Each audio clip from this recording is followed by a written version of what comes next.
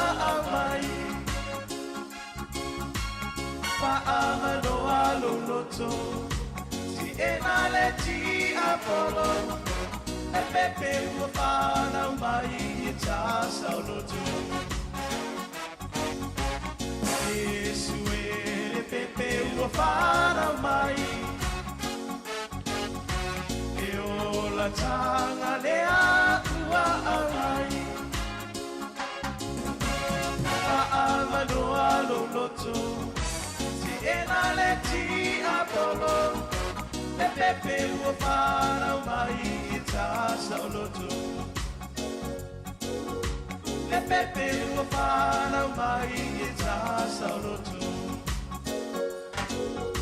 Te pepe ua whanau mai e tā saurotu. Te pepe ua whanau mai e tā saurotu. Te pepe ua whanau mai e tā saurotu. Te pepe ua whanau.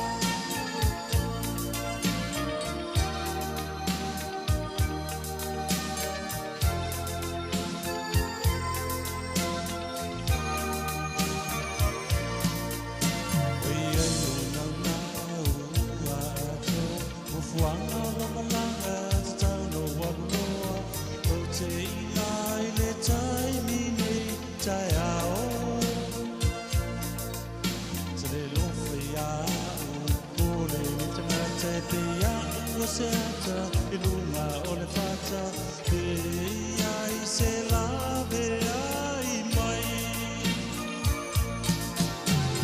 tai mi ta o te ai na te uma sa o mi ti ai o te vai tai mi ta pa mo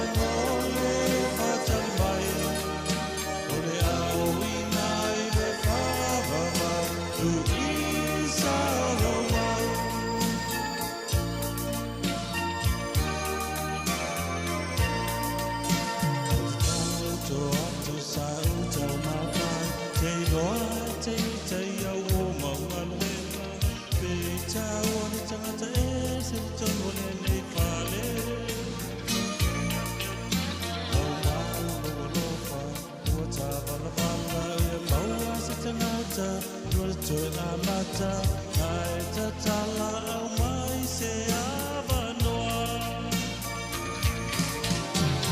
tai mi nei tau o te aira e uma sa o iti ai o te whaia tai mi nei tau whamole mole whatale mai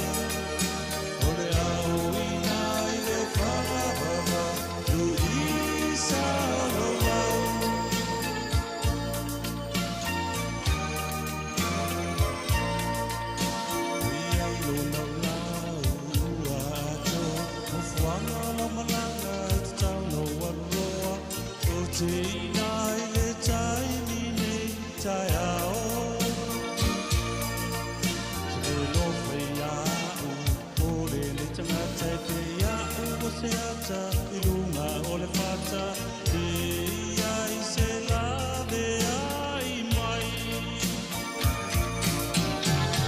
tai mi nei tai o te aina e uma sa o iti ai o te paia tai mi nei tai vamole mole fatale mai ole aoina ile whaavava tu isa loa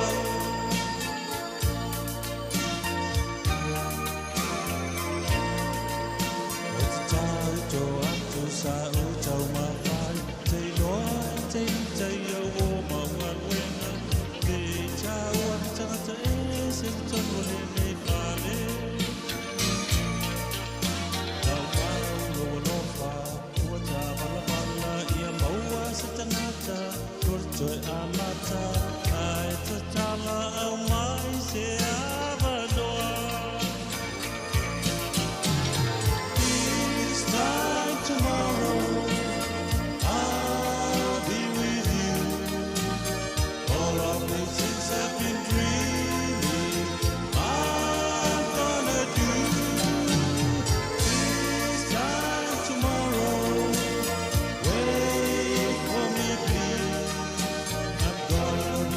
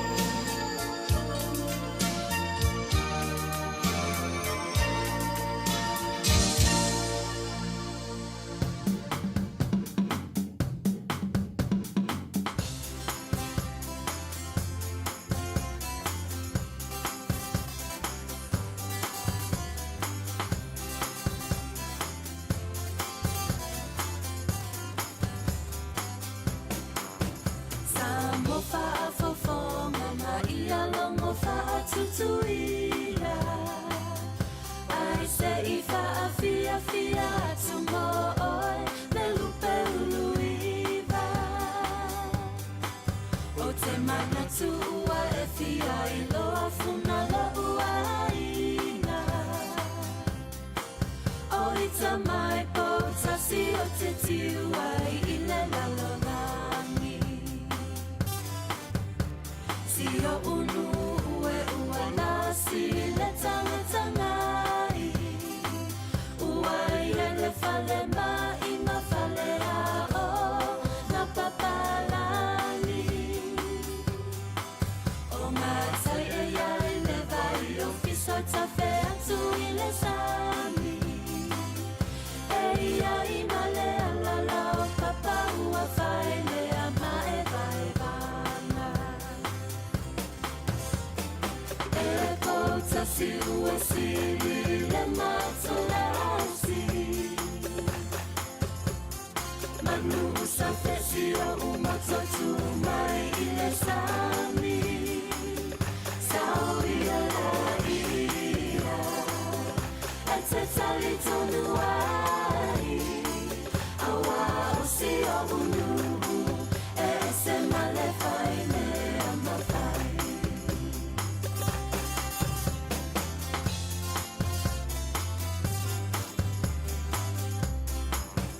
Tu unoa o ina fai solo le mai moanga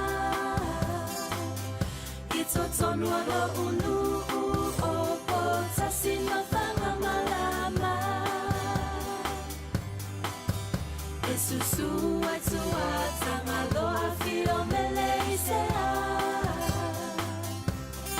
O ali isa ona o si o unu umai anamua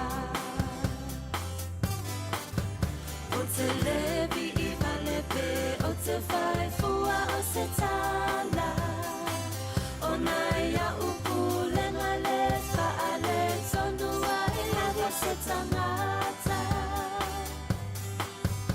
A fai e te le usita I te uoi I le pama A fai ua fiu o le nuu o le asavali loa I le ala E pouta si ua sili le matolasi Manu sa fesi o umatotu mai I le sami Sao ia la ia E te tali tonu ai Awa o si o unu E se male fai me ama fai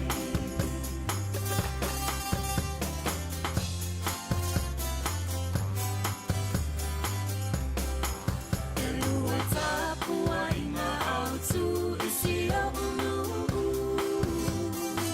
Le e whakasa ma le katoliko o na kaulena E mōli a tau na ngai lea tua mo tangata unga Ina ia manuia a inga I le malo o lea tua Paamalo tua tangaloa ma mele I se a Le uso ali I lufi luf ma tau lau niu ua atoa Le tele o ngā lue ngā ua o toa uwhaia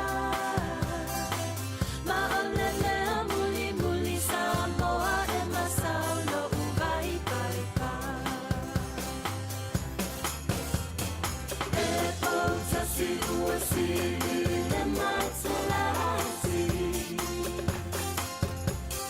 Manu sa fesi o umatotu mai I le sami Sao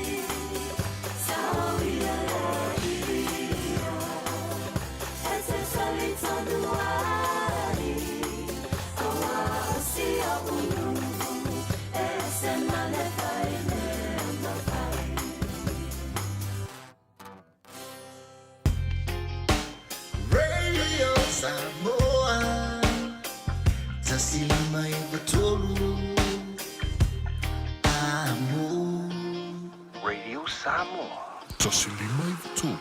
Amo.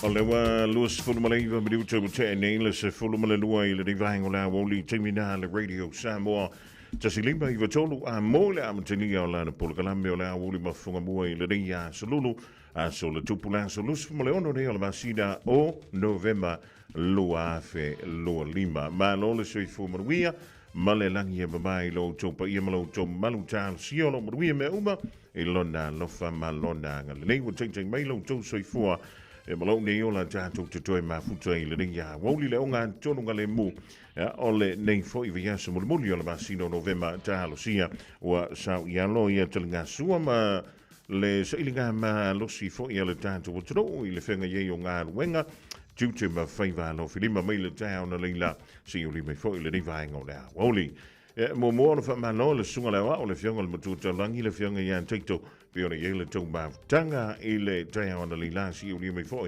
ia se teimia le mawantu le ngate leo le sunga le i an tawai pe fo i le whalitua i an Natasha i le tātou polakala mena o le manu o le tāo le o tātou mautai le rivaenga o le Aouli sulu mātango fia mai ave o le la ia i tātou te loa i le o tu ua lava oe maa uma i tātou uma i le alofa malanga le leo le tua tu salava pe kako keo i se sai se si fotonga ma mātou le lei pe wha le lei fo i tātou e le mawhaiona tu ua lona alofa malona anga le lei e so sulu pe le la i le aso me le aso i aso ia e wha pe leo ne wha lawe ai nei iao ma palasi mai ai ti munga ai le mawhaiona tu ua haile sulu o le la ai fefe e pe ana wha pe e alua lua e alua lua pe le la foi le pe o le pawala e pe so o i Samoa fai a kua i fo fe pe ana fa pe se la na fai se company o longa winga e ye le kanya e alua lua fa mai ia o le asol nei ia o le a fa pe le na ola na o le lima i tulai ola tuile la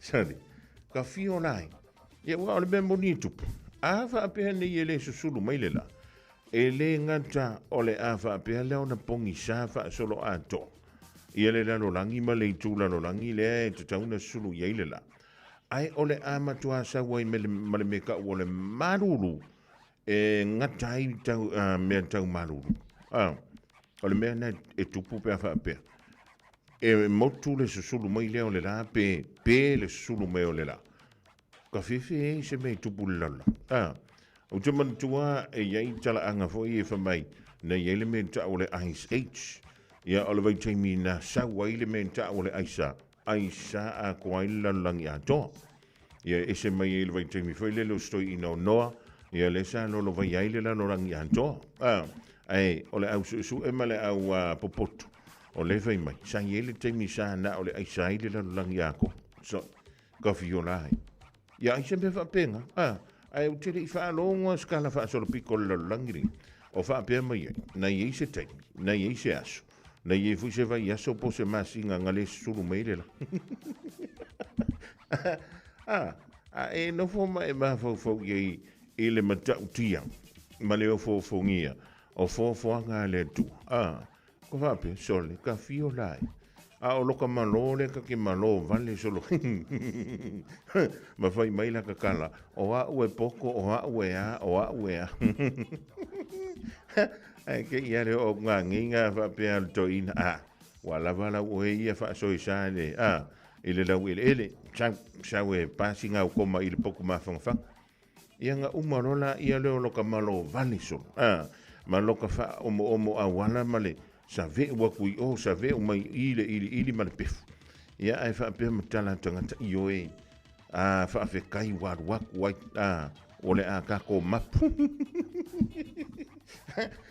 le me matau tiana e fa tupu manantu yan te oe e fa o so longona fo yan ta fe pe ana fa pe o le la ma le masina ia ma fe tu ato ai ma o le la e fai se company e o i company i le tunu o sei le wala ko fai le menga ka fanga mo me hu io e me ka fanga i lunga o e fa ava venga kim wa le ulo ka ma o lo o fa fast forward mai lu marki ai se aso ai le su sulu mai le la so le ka fefe po le har ka ko me o le afa wan su sulu la fa per ko inga fakat ka o fiala le sulu la pe se furu mingo ke pe afa i kula ai le su sulu ai le la le me o la kupu ya ka e wa le la ki tanto e ala nga le sulu mai le la ona o hau ai ana va pe la sa le hau le isela so le ka fiula pe o le al ko inga malu lu o le afia ngai mai tanto ile le ko su sulu mai ai le o le la ya ma lo le fio le fio ma lo le on sa va tala van tu o na pa ia le tua o le fo ta tu ye i le unga tonu nga le mo le riva yaso au tau whenga yei fo i ma le tau singa o le lafu ma moi i le fanta whaitau langa ma le fanta whaitau langa e le ia se ka le sia le ise tantonu nga whakerisia e le ye ni ma moi ula vale e ta tau wana ia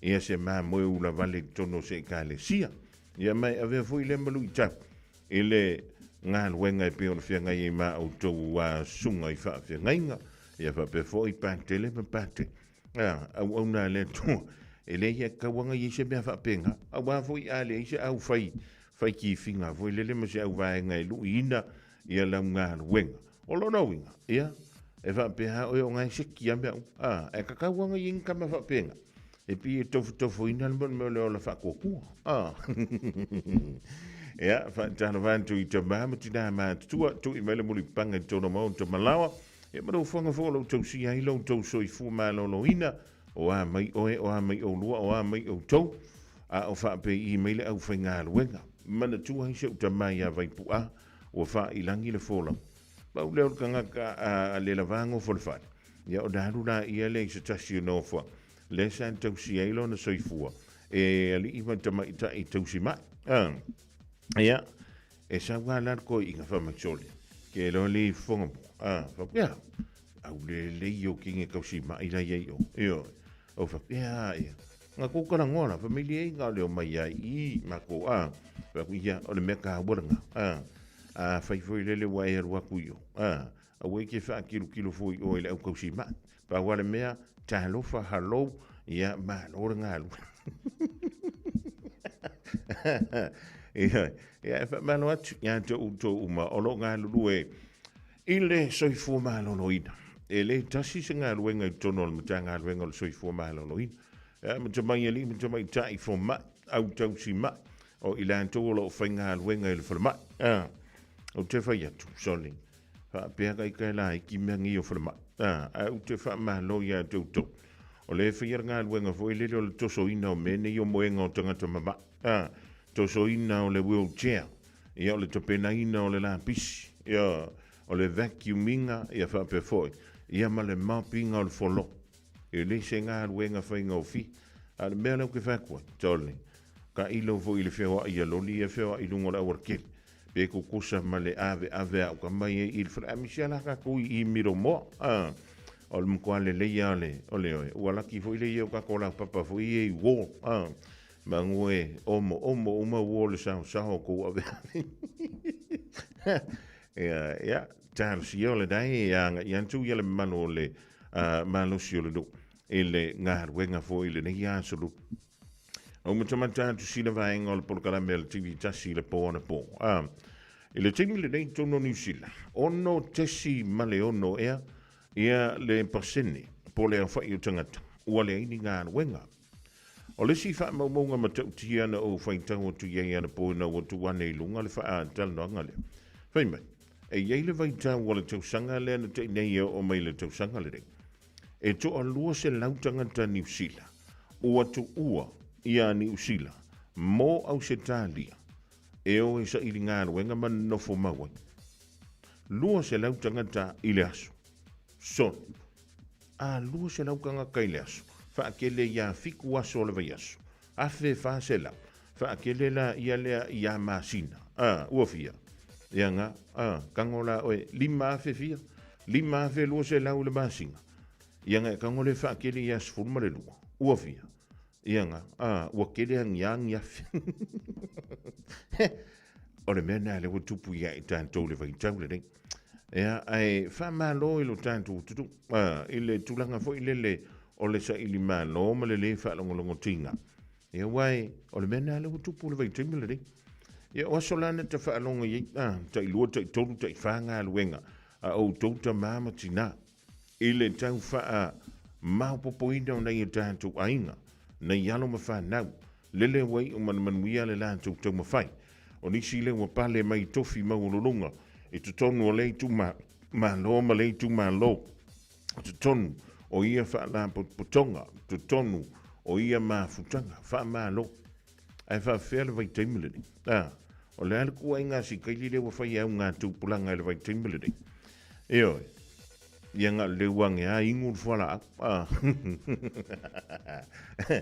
nga le wange fa mai o au le makua au le fia fai ngā wenga ngā koe ngā wenga eo we ese koe ngā ngau le sa i tantou i asola ia ma le tūlanga le ua i le vai teimile ia o le awa noa fo i o lo wanga i antui whanau i a onga ia nā wa i silasila ia tō tele le au sifuru ono tau sanga sifuru fiku sifuru wa o lawa eva ai aku lale wa kui mele o valona ngā le lanchi ingur whanko kona nā poa neo e talo sia po i lele i lo ta itama fau vai o le mafu anga ya la iona alu e vave whainga alu e ngale tamititi ona ia le tūlanga fo i lele o lo mo mia le sosuan e o lua mātua i tutonu le ainga a le ngā se ngasele tama pe ngā se ngasele tina ia pe i se tūlanga o nae vave mo mia i le sosuan ai leo le tūlanga fo i lele na o nā luantu ai pe i tau whingtala i titi lea onga tia i lo malea onga ai alu lo e whainga alu e wale mena le wutawa i e le ringa i tang ona na whainga alu e ngā e vai a kū mo saru ka avale fo i lele brum e ngā le lua whekau i al pumping sing ia le whai al pumping sing can I have a $10 in the car can I have a $10 no te whampela sol e se wha umkana i e mele i tupuni i a tātu alu le fie se fultala alu e kongi e le ka awhati ia alu aku le si fie se fulkala e whai e ia nga skaiti alu aku le si fie se fulkala e ko kongi e ringa i marika ia e ngan se fulkala an bere ku kongor ka awa le pengi singi o ka awa le whelua i le o le winga na o whamatala ana toi maua i le vaitau le nei le nau o tau mātua i esa i le vaitau nā le fitu sifuru ono sifuru ia ma le vanu sifuru whaasolo mailu o ke whai aku o la ema kua kumua ka kua o ngā mamutata ese e leanga ua tātou alo fu i lele a wala alo fu i lele paolo a wala alo fu i lele whaingofi ia ma whapea i loma tupulanga le vaitau se ele me ka ua ele maua le kupi me ka ua leo sosongi mai ai leo tau le silasila ma le vai i le si luas fu tau sanga i le numana a whailao se ngā ruenga fo i lele e a moamo i mea mawha i aso umai te whainga ruenga masalo e umai fo le si se furukau sanga ua makua ngau papaku e on whapelo le sole le ara le sia mea la whai o le ale sia o la sanga la whai ia e le tutu sa uma tangata uma ai o dai vaenga na ona whamana tuatu. A wane i whaatala le ai i a alo mawhana i le awa noa e pio nanga i tuai i a onga. Ia, i le nei vaitau wala tausanga wala malawa whai ngā i a onga le whana e Michelle i a su enga o le NCEA. O nisi whaamuta i le so, o nisi na uma nafi o nisi e uma i le whai unga o le rive yaso. Ia, ona tanto whaatali lole, po o whea le mea o le ahanga i e. Ai afa ma mulu le tamaititi fo i lele lona ia loto maa. I le vasenga se furukasi, po le vasenga se fulu, po le vasenga se fulu ma le lua. O da unofo le mo whapea. Se fulu lua tau sanga, o tausi ma whawhanga, ma ave i le aonga. A le whame wale koe fia aonga. Uga pela soli. Le lopo filme sa wile ko inga poko male ko inga ngava. Ai talo sia. E wai le tutusa umutanga toni si. E manuia fo ile da awa.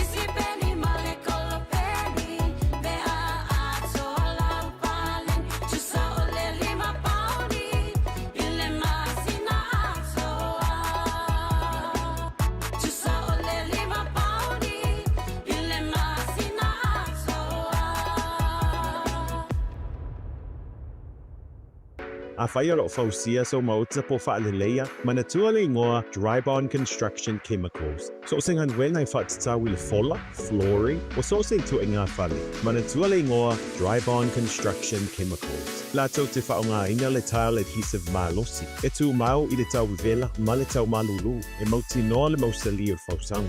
Wa limas fun tau sanga o le tau tua le dry bond construction chemicals. Patu tu ina en toa tele, ai meise company faufale. Papso ta imai le tamaitai ia alifia faumina i le olua tasi o whaalua tasi lima fituiva. Olua tasi o whaalua tasi lima fituiva.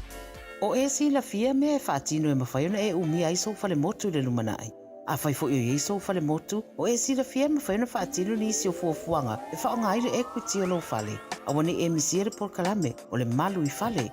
Ia fiafi o soruru taitasi le se fulu e te aile whaa. O le a e si la fia ai au wala e mawhai eona e umia se whale motu le lumana ai, ma au wala e whaonga ai le equity o lo whale motu, e whaata waise isi o whale, le pora kalame o le malu i whale, ia fiafi o asorulo wa yaso taitasi, se fulu e te aile whaa. E te manao e maua se lumana e manuia o la watali i polo wa whawhine. Ua se fulu nei tau sanga o whaatino le Pacific Advanced Secondary School lea au o nanga. Na whaawaile nei a onga e Sir Michael Jones. E whaonga i nai ngana le Pasifika i le NCEA. Mauafua o fua o ngā toele ai ni pilia o ngā. I le tausanga lua o loa whāna maua lunga i le whainumera o alonga whāna wale pass na au sia tongi e ulufale ai i le universite, po le university entrance i le tele o kolisi i au kilani. Ua uti awa noa mo le lua o lua ono, mo nisi whamtalanga wala au loa le pass i le ovart se lau valu o fitu lua fitu fitu, ovart se lau valu o fitu lua fitu fitu.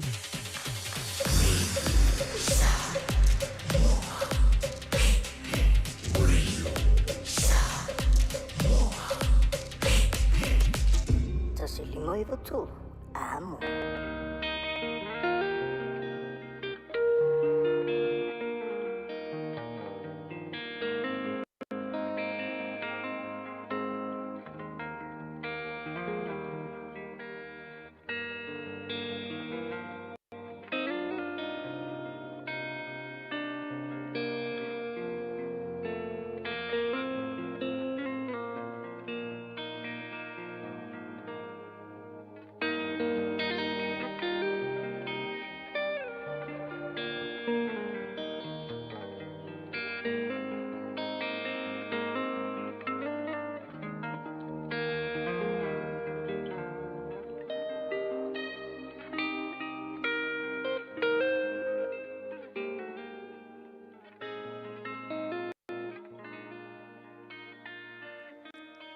Lui tau mō le aso. Tā ofi le mea leanga o whawhau mai. Good judgment from avenging. Tusi mua Samuelu ma tā upu e luas fulu ma le lima, a olona whai upu e tolus fulu ma le lua. Ona whai atu lea o tā vita i a apikaila. Whawhetai lea lii lea tua o Israelu. O le na awina mai oe i le ne yaso. E whawhetai iai i a te au. Whawhetai foi i lo mā fau. Ma whawhetai i a te oe. Ina ua e tā ofi i a te au i le ne yaso. Ia ne i o walu e sa saa le toto. Ma taui le leanga e lo'u lava lima. Tā ofi le mea leanga o whawhau mai. Good judgment from avenging. Ua ngā i mai tā vita mana au. Ma le loto ita, ma le loto ua tumu i le fia. Se ia whaao o le leanga i upu nā palu na lalafo i a Davita. A ua tie apikaila i lana manu. Ua alu e whaafetai iai i a Davita. Ina ua maua e apikaila tala. O lea ua fou mai Davita mana au. E whaao o le leanga e tau i masui i le finau vale o nā palu. Ua iloa atu e apikaila Davita. Ua aluifo mai lana asini. Ua whaapa ufao maifo i a Davita. Whai maitala apikaila i a Davita. Davita. Aua e te whaao le leanga. Ma avea o lima e na te wha malingi ina le toto o nā palu. Ua tei Davita. Whai mai Davita i a apikaila. Apikaila. Whaafetai i lo mā fau le lei mai le atua. Ua e tā ofi i a te au. Ne i o sa saa le toto o nā palu. Ma whaao o le leanga i a te ia. Samoa ai. Toa tele tangata e fia whaao o le leanga i a te oe. Tangata e tau i atu le leanga i le leanga. Tangata e fia whaao o lima. I mea le lei ua e whaia. Mā nei ale whaataita inga ua au mai e apikaila. Na maua loe apikaila le tala.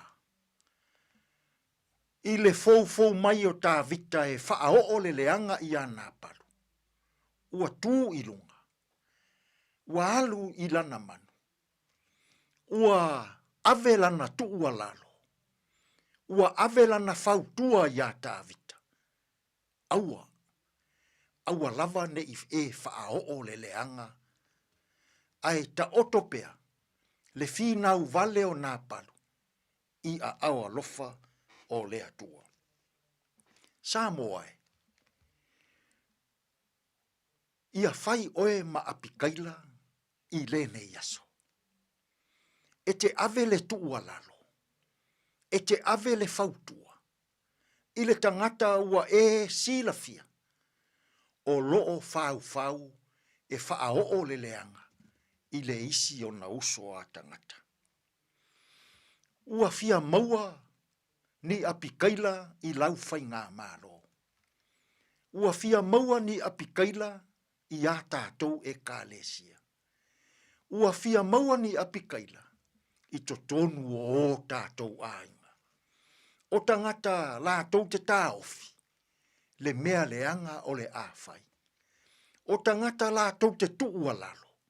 Ma fautua, e te ena ma tāofi, mea leanga, tātou te fia whaatino i isi o tātou uso a tangata. Samoa e leanga le ola taui masui. Tātou te tālu. Le atua mamānai, aoa o maia i mātou uma, e leanga le ola taui masui.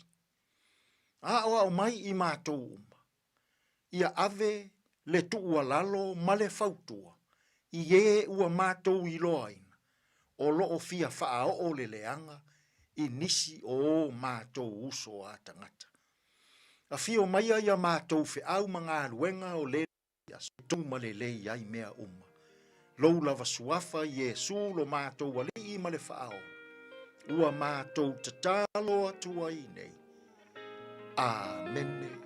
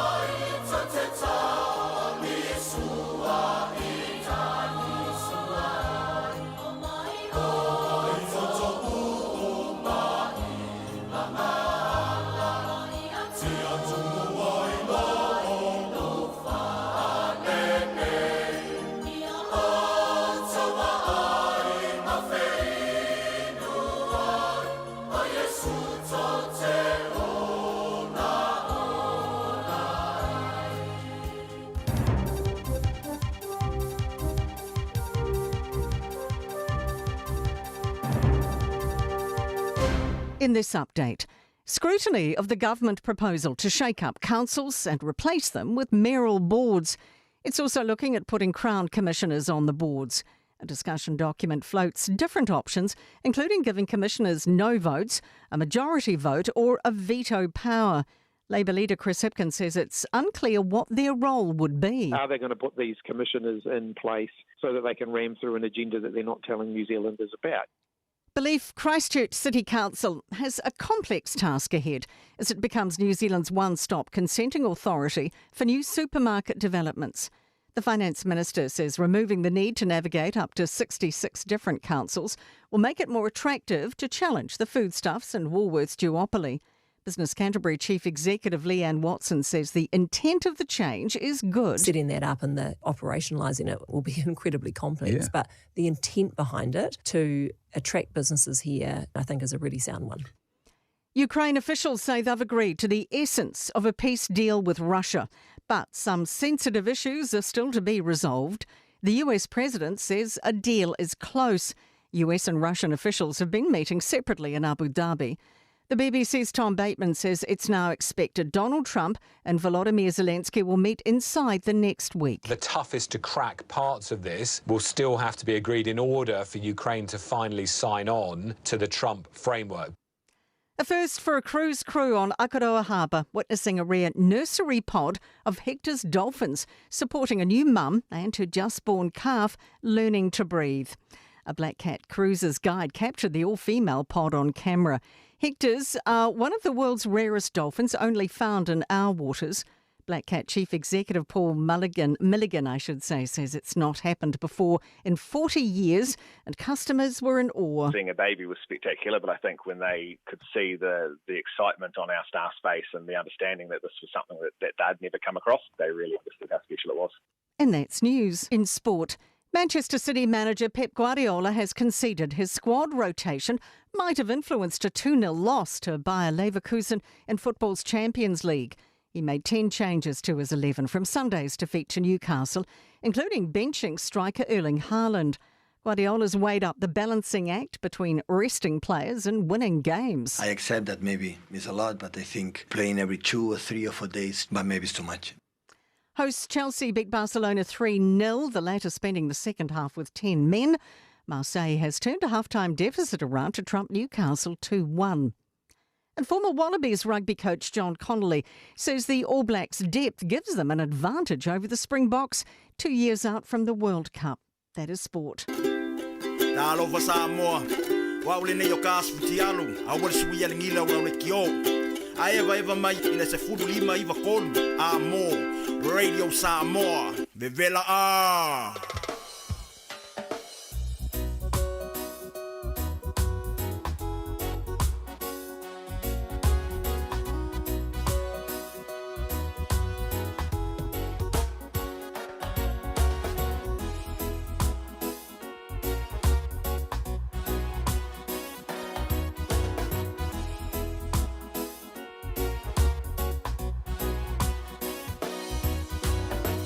Love for my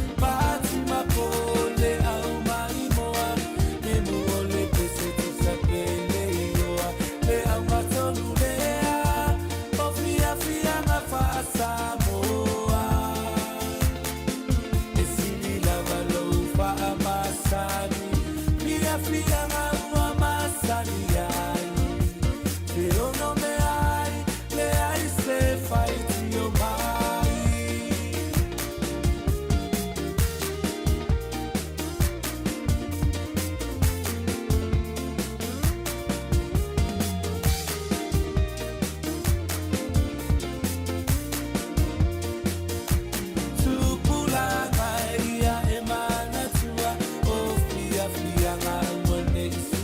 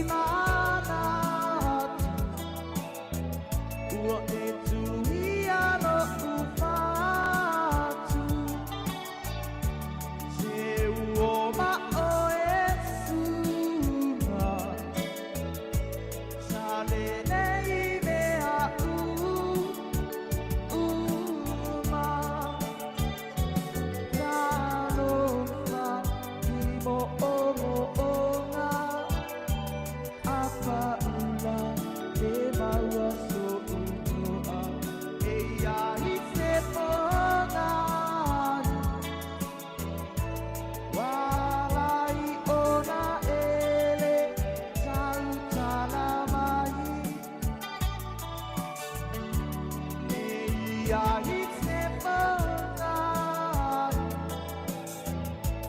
walai ona ere tangutara mai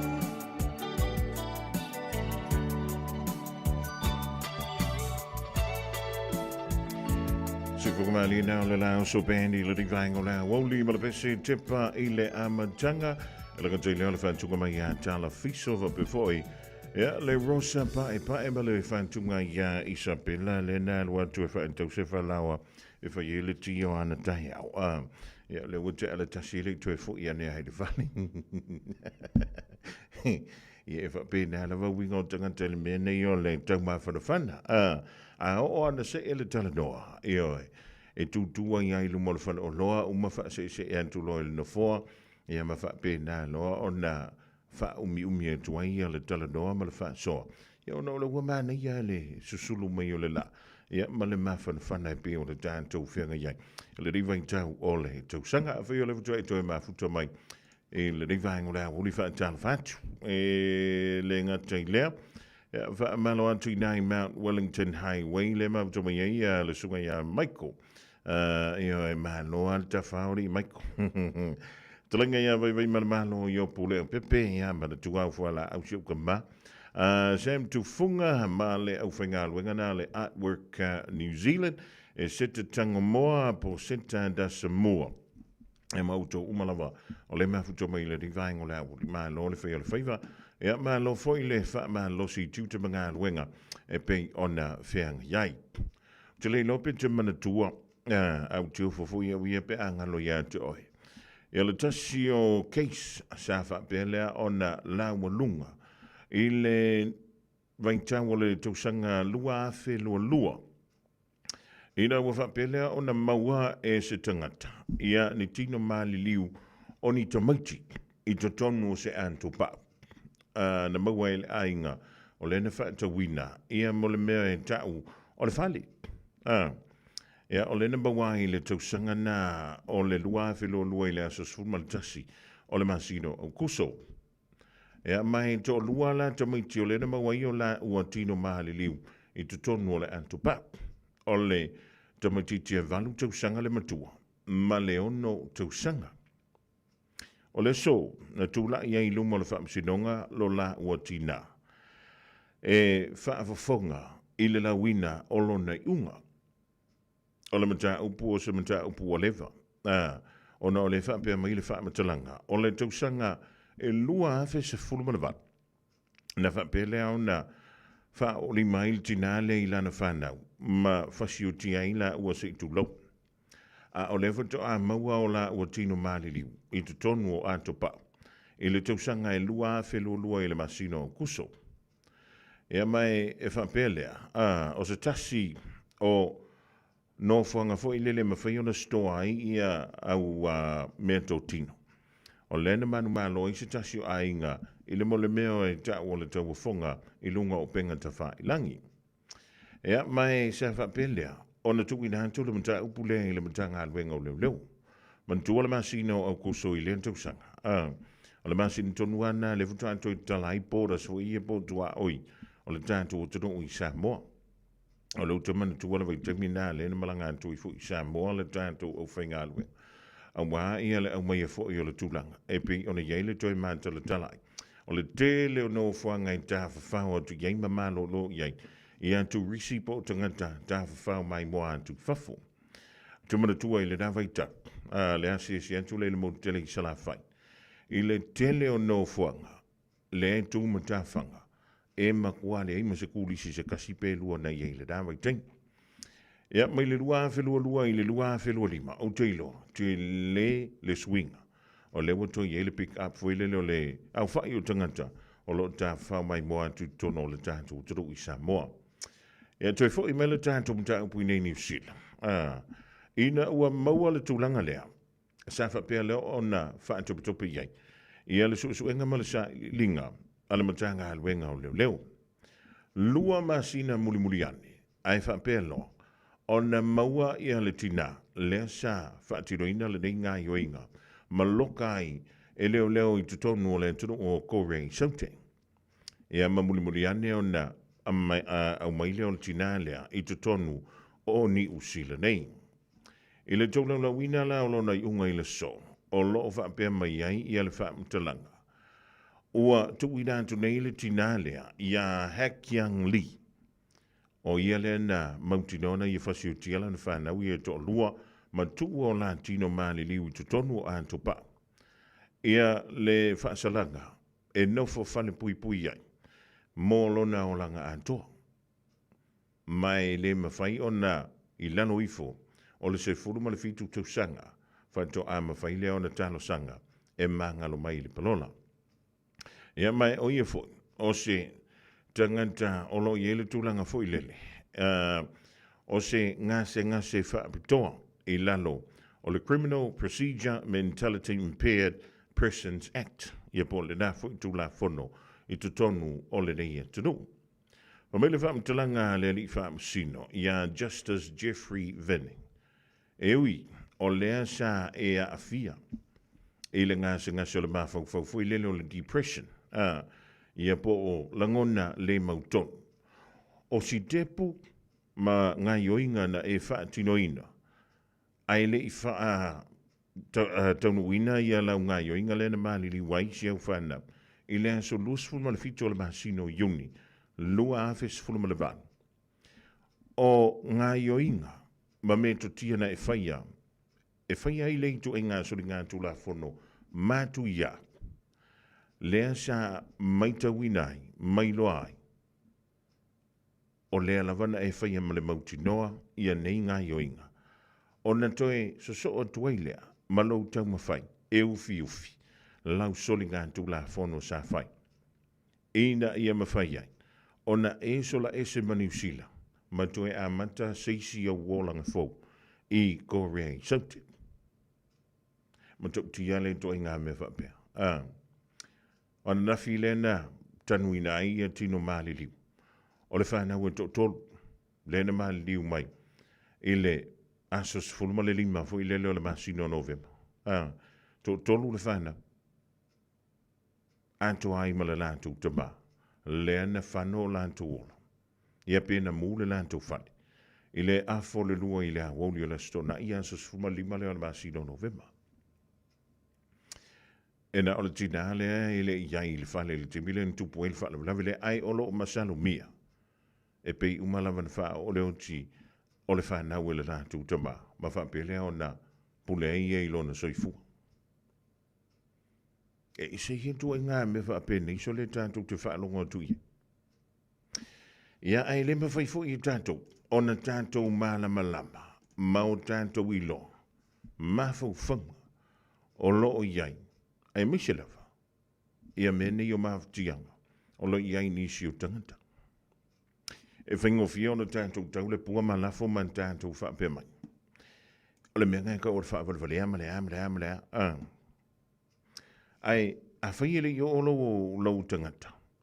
E se tūlanga fo I lele ua ele ilo. Pore hare mea o le awhai. Na paua le o le fofo. O le whaafita hauli po o mawhtianga.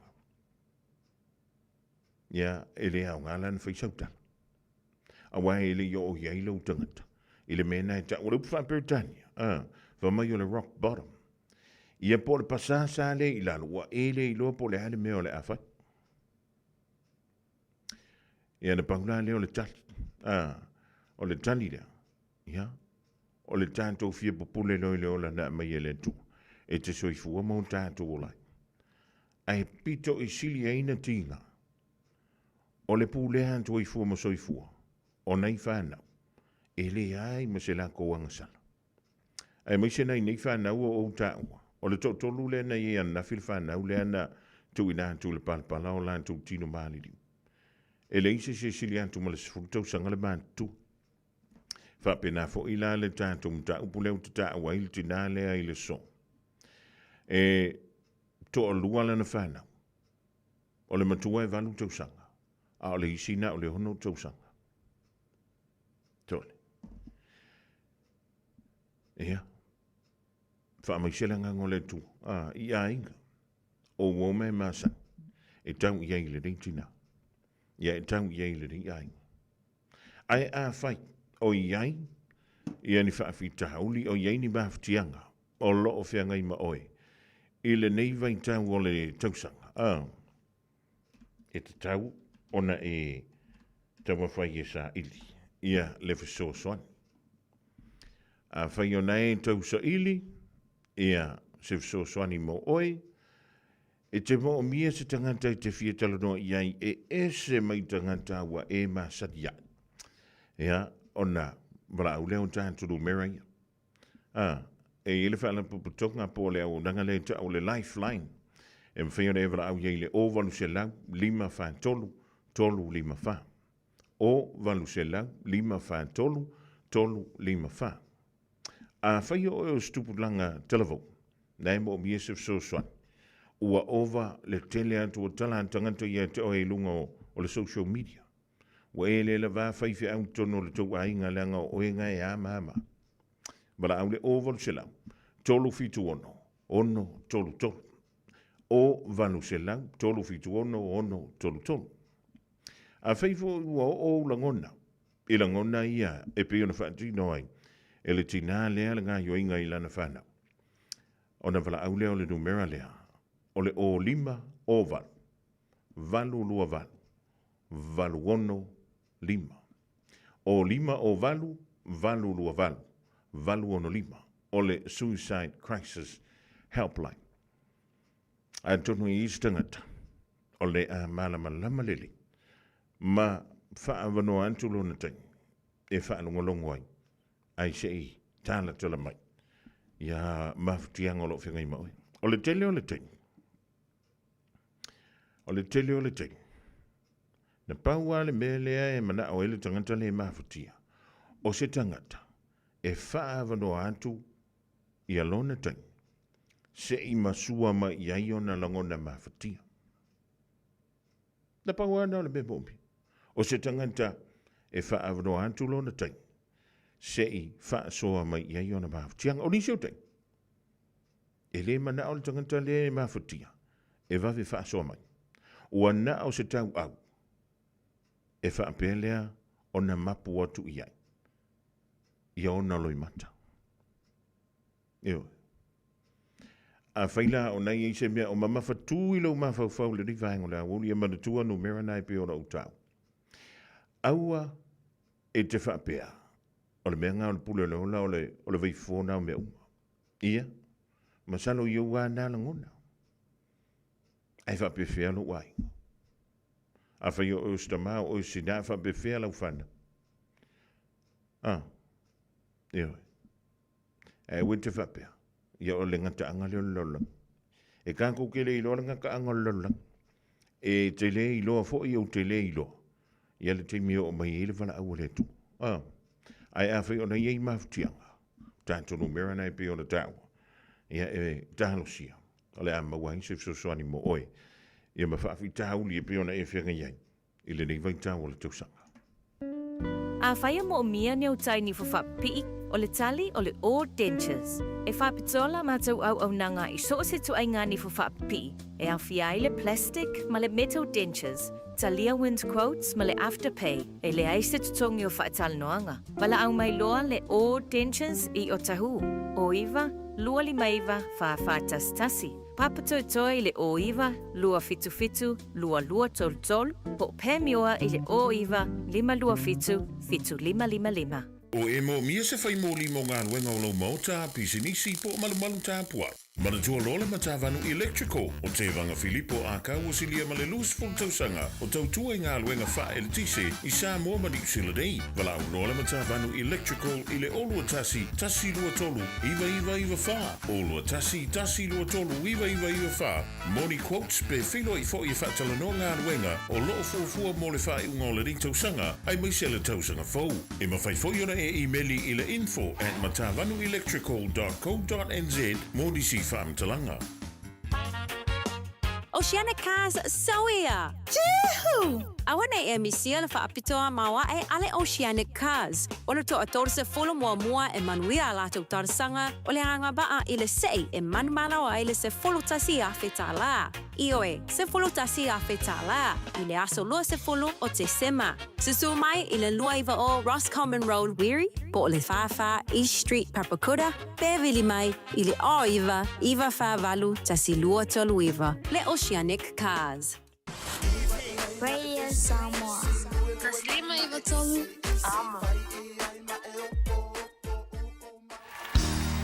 Bread of life sent down from glory.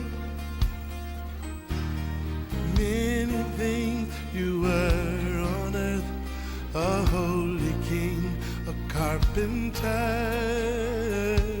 but you are the living word. Say it now.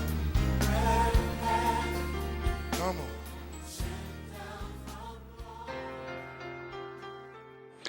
Mai le tatou Fofogamua la retuleola i le nei fo yaso o te fifia foi fafina i tatou tunu ia o lo mafai ona fatasi mai ia e mai mo mafafonga i le a retuleola o le nei yaso o le luka i luas fululua a le fai upe limas fultasi le fai unga fai upe fapea ona tango ai le o Yesu i lona talinga ua whamalolo ia tia o le upu mo o le aso le nei fato i lalo le leanga i le lelei.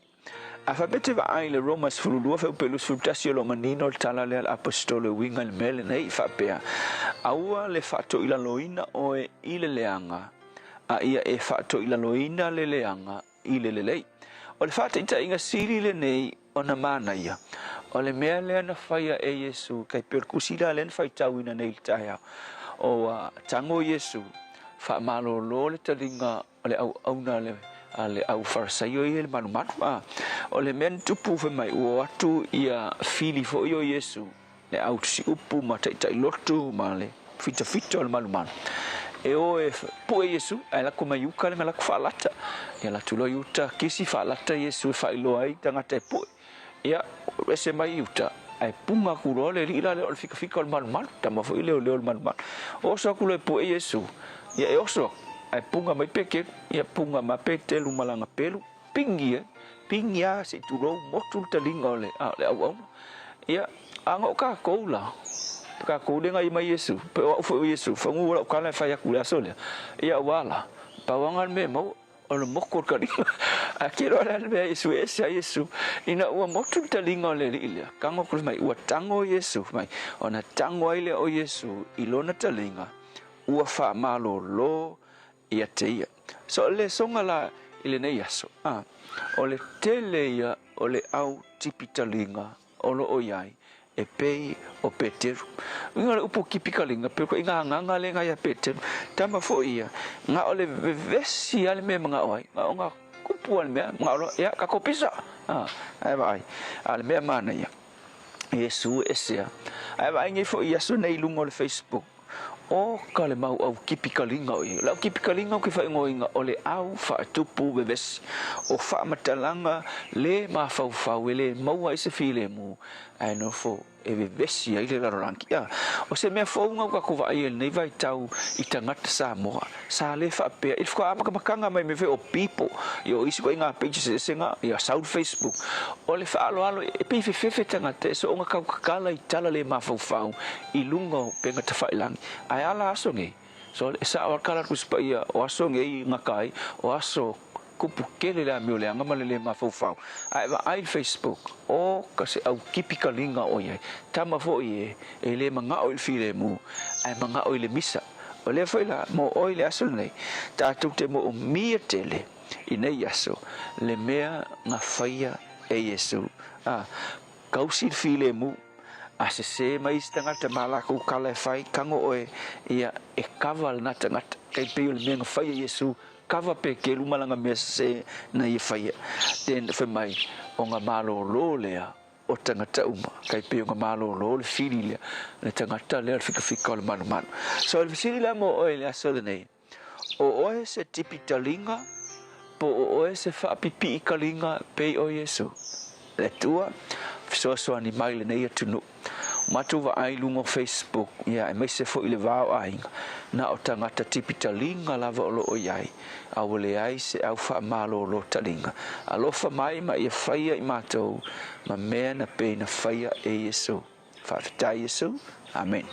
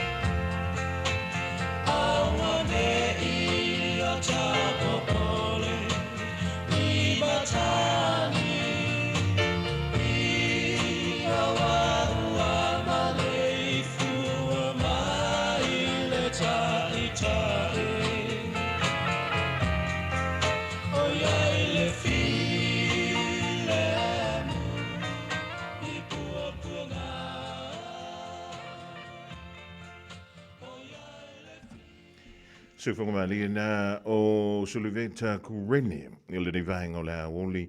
Ja, wel best wel fijn goina o yaile file mu. Le angale me o le file mu so le esse lona tangata. Ja, wa le mena le ale no fevanta wa. Ja le telo tu no la. Me fu na le vesi le telo tangata. Ona o le file mu, ele mana o le toilano. E mana na o sa wala ko ke mi uma. Mai ar ka e o le po anga ile ao. Io e asonga fua ile as folaile. E fa pe fo il fai un ole vai aso. E o den fai mai le apo inga le sunga le fai fea. A wei te pe yo pe te rule fie tipe le talinga. Ia e toi ko makasia. Ia me se e fa fonga le po sa o la fai unga na la fai. Mo le tulanga fa tai le sunga le fai fea ia pasta la fai le copa o le Assembly of God i lano i sava i mo le tanto Fofogamua o le aritole o le levaing o le Aouli la to most fa poponga timi masani i le aso a tai au e fa malo atu ia fale a onga ka lono fil tanto i nai sini va before ia pele fale li ya o e fo o lo ko male aruna si le malanto finga wenga ina i o tara malo ia Michelle wa tavale umala fa ia Michelle ya una yo tamai e avikuria io o te whai atu, o le makua sawa, o le whea ia ka mai e fwoi le kiriwan kako mi, mahalo atu ile au solo, ia mahalo fwoi le sila, paua le mea, ia, wa ia whala au ngai whai mamis, ia.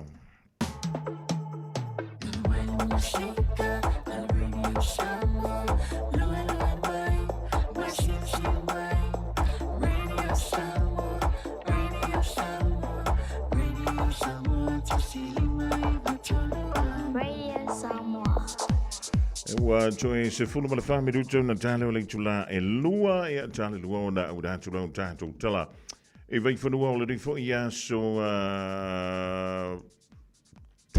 ko ki over ko so tofi so lu so mala ono ne la masina o november lua fe lua lima lo tonu mai ni sine o tato fa linga ma fa silanga mai no ma fio anga ainga mai kale sia wala vale long puieli o lo topa ia.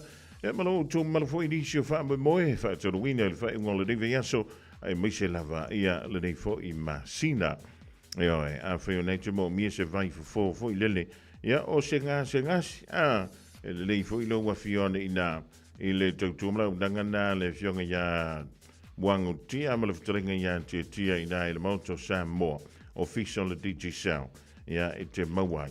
Ia le awali ina wai umalona e tangole fa inu ya lava. Koe kala mai yala ua yala ua menga sa fai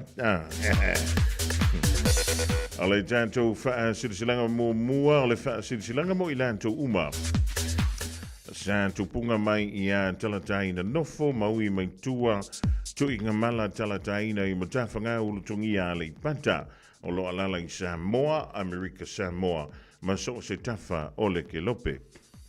Ole afriela tanto taldoanga lona lua ile tuatu silea ole Church Unlimited Cafe ile tolu pa lima Teatatu Road i West Auckland e faiela ile asotona nei aso lus fun malaiva novema luafe lima ile tau le se fululua ile Aoauli ma tauta vla awa tua ile ava male fa lalo ile pa ia male babalu yo o tautulanga fa lupe a fifio matala au mai.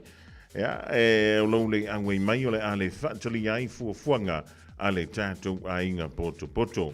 E morisi fam talanga fa so te yane ia tato numera ia ole anta ua o New Zealand ole o lua fitu fa lua o tasi lima luono o lua fitu fa lua o tasi lima luono ia po Australia ile o fa tolulua valuiva iva lua iva fitu o fa tolulua valuiva iva lua iva fitu. Tangolo seinia talataina valusia talataina leala isalanoa William Palmer tu inga malava lotu talataina mai fopo ono sai Palmer.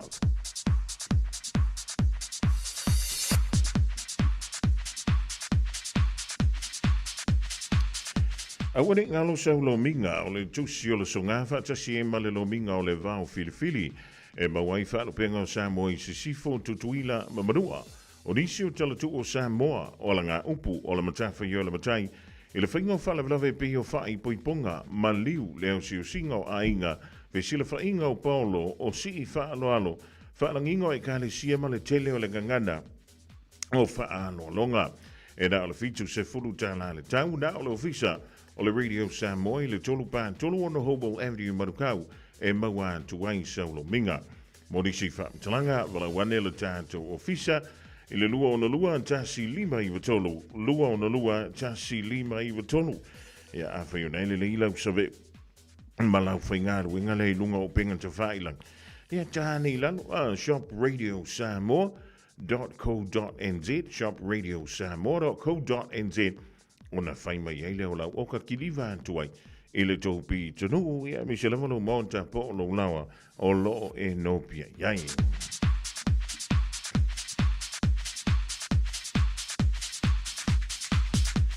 O le whaasilsilanga mo le ainga sa sawa inaea a inga whealofani pese whea mana ia le lua.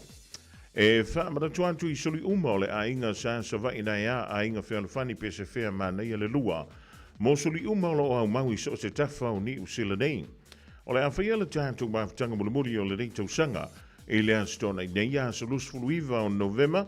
E le no whanga leo le Western Springs Community Hall. I le iwa limauno Great North Road. E amtalia I le a fole iwa I le taiao a ngā I le whā I le fiafi. Au mai lau a inga, ia tātou fia ma whātou whātu I ngā luenga o le nei fo I tau sanga. Ma te tua mai tātou so whanga e pe o na longo I dātu I lunga o awala o wheso ta inga. Wha moi le lofo le tua le an tātou whilo iai I le aso a tō whaina. Wha tai o lo roa seinia le tātou whaalinga le nā e le teitei whono male lau lau. O le ainga sa vai nei a ainga whealofani pese whea mana ia le lua.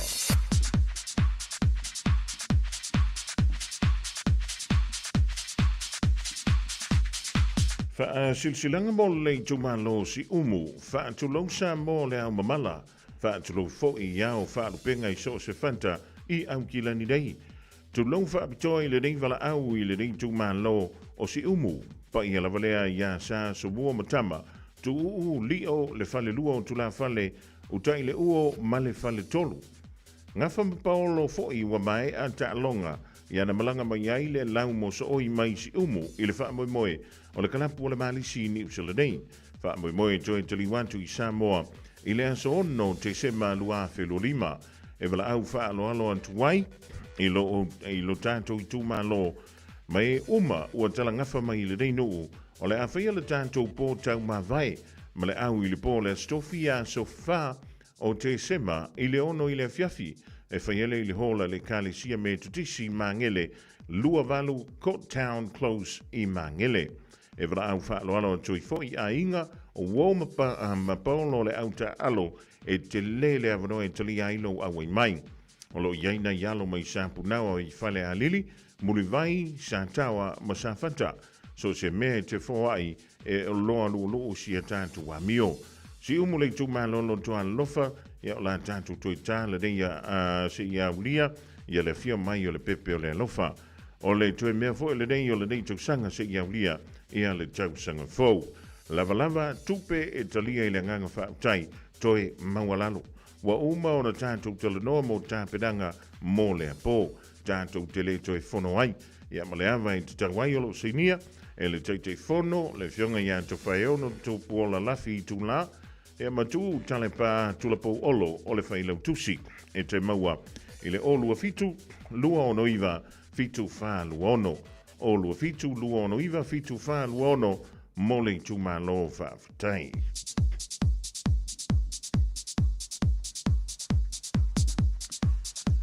O le isi e tātou wha silsilanga mole tū mole a fio anga o a maile ia li panta. E whaatulo wantulo whaafunga anga Samoa a o le rinwha silsilanga e whaasintonu le I le maftanga alamatama whanau. A o ni paolo fo I maringafa e malu e le rinu o a maile ia li panta. E whaamaratuantu le tātou whaamoe le to I le astona I neia solus fuluiva o November. E whaiale I le tulai whai le fiafi I le no whanga o le Western Springs Community Hall. E tāl sanga tu e malanganga ma walalo I ainga uma o loo wa iai tua a sina o taunu mai Samoa. e awhiwhia mai tātou te mafuta whaatasi I le aso. E morisi whaamtalanga whaapso te iane, le olua tasi, lua wha lima wha, ono no lua, olua tasi, lua wha lima wha, ono no lua whaaptaialo sinia, e le official le maafutanga, a le whianga o a maile I au kilani nei. Ma le tātou whaalinga muli leo tono mai le rivaenga le aso, mai le kālesia whaapotonga, Kerisiano I fuailolo o I muli whanua. E te talo antu ma le whaalon te le lava, le paia ma le mamanu o tama whana uma, a le kālesia whaapotonga Kerisiano I fuailolo o I muli whanua, o lo alana mau I au kilani nei, le sua alo le mali toa, sua mai ia le fuai le whau, supo li mausuali, mali umai anti malautolo, a inga le te I o whalute ma oso. O le awhia le tātou whilo inga lona lua, I le do whanga sa tātou mafutai mua, ina ia whata oto le leifua whanga e pei o na sila fia. Tātou whilo iai I le aso e meise fo inisio le malu, o alo matama whanau le whaka sa a whilo loo I muli whanua, ua maua maile nei wha silanga. O le a maua le a toanga, o le nei wha moe pe a e awai mai. O le aso e whaia e o le stona nei, I le se fulu malatasi le tai au. O le tuantusi, lua tolu vanu a te Irirangi Drive I Botany, ia po le Rongomai Park, whaafutai. O lo se nia le sunga le whaiwhi au ia fili sa, o le sunga le au so soani ia po uli lino tafa, ama oso ia maui natu sini ula. Mo nisi talanga whaafso te iane, I le olua lua lima valu o lima, tolu o tasi. Olua lua lima valu o lima, tolu o tasi po le olua tasi, o valu lua fitu iwa fitu, olua tasi, o valu lua fitu iwa fitu, ia o le whaasilanga tāua na, mole e whakasa I whailoloo e moli whanua I tonu o au kilani nei. Ia, o nisi rau tātou whaalinga ma whaasilanga lau tonu mai, le rivaenga le aso I le tautua malau danga nei le radio Samoa, tasi lima iwa tolu a mo. Talohan tuai le sunga le whaifi au ia a wapau John Passy, ia tono leftua umafuina inu lana a Herbal Life Man fuala au, Dan Tupe, ia malo le suifu maluia ina in Brisbane, ia ma le sunga ia te Steve malo ia tautou, ia le tawhawhau le ria solulu. 24 hours a day, 7 days a week, Radio Samoa streaming live on www.radiosamoa.co.nz. Soyana foile wosi, se lava ua e oti, se lemna oli sa pasuile au ngai au mai le na sala.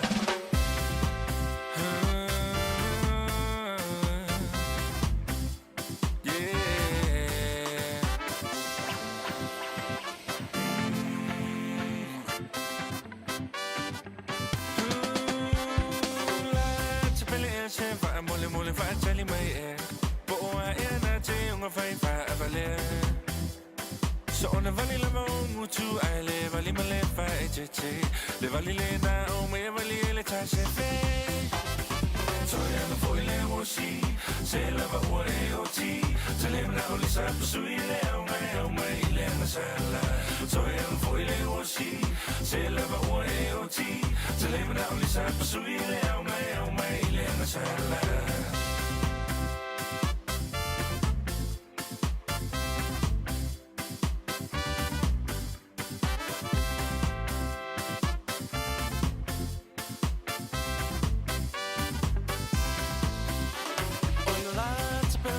So say tafa so ina o si o nei tu si e vala au ina ua tumolo ato ni mo si va rock and roll ai wanga lo ya o le papio samo ai o mo ni si va le mala so o nu u tu ma la fanga I won't make to say face so far me talanga pe why fear si fo ila va o le cha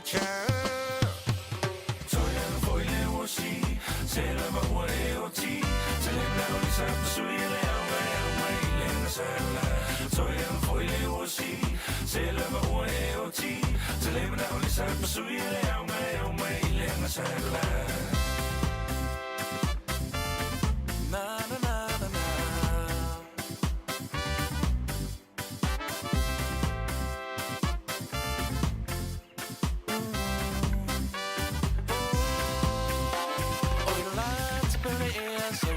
fa so so ina o si o nei tu si e vala au ina ua tumalo atoi ni mo si va rock and roll ai wona lo ya o e o le papio Samoa e ua moni o si va o le mala malama o solo inu ui tu o malala fanga awa mai lo tu a sei fai so fa me talanga pea pai fia si va foi lava o le cha cha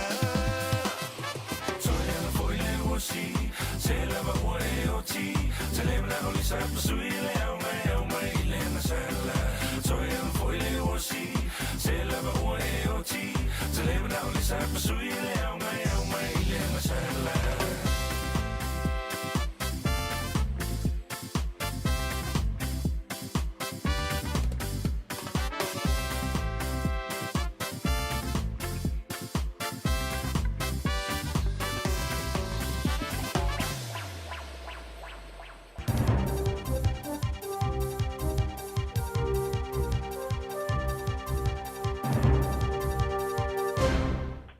Taro fatu, tala ni mea te roa mole le jori sila pa, fika mole nei tai au maruia.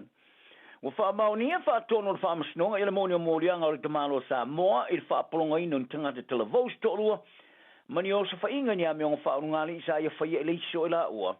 O moea ia tuai, sa a mata wha solo lona wha masnonga, ila masina o mawai atune, i morianga i lua se forum. E valu, tau sanga o ia whaia ia whātua ingo tangata whaapolonga i New Zealand nei ma Australia. O le tamatai whai ni pote le Johnny Sila ia Joe Bona sa ia kawaina lea whaamastoga.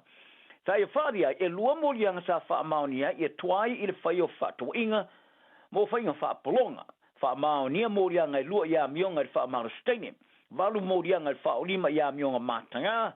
Ai ono morianga ile aya ino le mafine ia mionga whaungali iso tanga whaaso tula fono ma le whaolima. Sa ia te ena umane morianga. E tasi le morianga le whaolima sa le whaamaunia e whaatonu le whaamastonga. Ma o tau fia ned wharipui puise ia uria whe poarel te sang fau fofoa e lau ina ino na whasalanga. O le whasalanga o morianga o whainga whaapolonga e o tula warisfuru whaatau sanga le wharipui pui. Ai luas futu sanga le whaamarusteine. Sa longo ina le whaamastonga sa va e tuai i lea tama ma lea teine o peo ni ana me tō tino. I le whaawhainga runga ina ai tutongi ni tupela aiti ma whaatapula a mea o iai pule i ala tupe ma whaamata uina to e tipo tia tupe a whai ai pisa. O le tamatai tala vau sa whaamarosi e whaiese no ngā tupe fitsfuru af tālai lo ne ngoa mo le maliu o le aingo tuai. Ma le isi no ngā tupe sa e whaamarosi e whai e le ngō le tama ma iua ne ina misia ia tupe tōre tongi whai tupe no ngā tupe. Ma tōre tongi o mai e leta ma le launi a toa ma tupe whao popo o no le sala. O tuai e dōni sfuto te sanga sa tua iai i lona tāwhia umo tu sfalau ma pepa tala tupe a le tama ma le teine. O whaariere tina o le tama sa whano le ola ina ua mai ona whanaina ia mate le whana waila au whaatungi mate po le pepper spray i le whanipui le Mount Eden e o Kilani.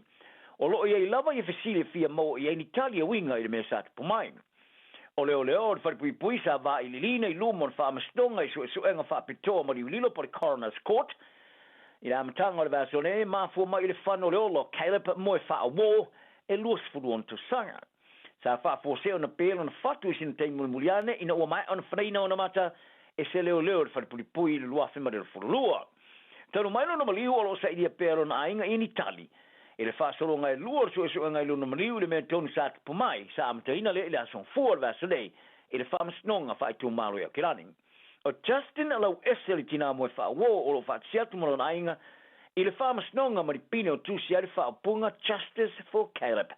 Sa ia whaitau ina isi whaamatanga susia i le amatanga o le whaamasnonga o whaasolonga e lua.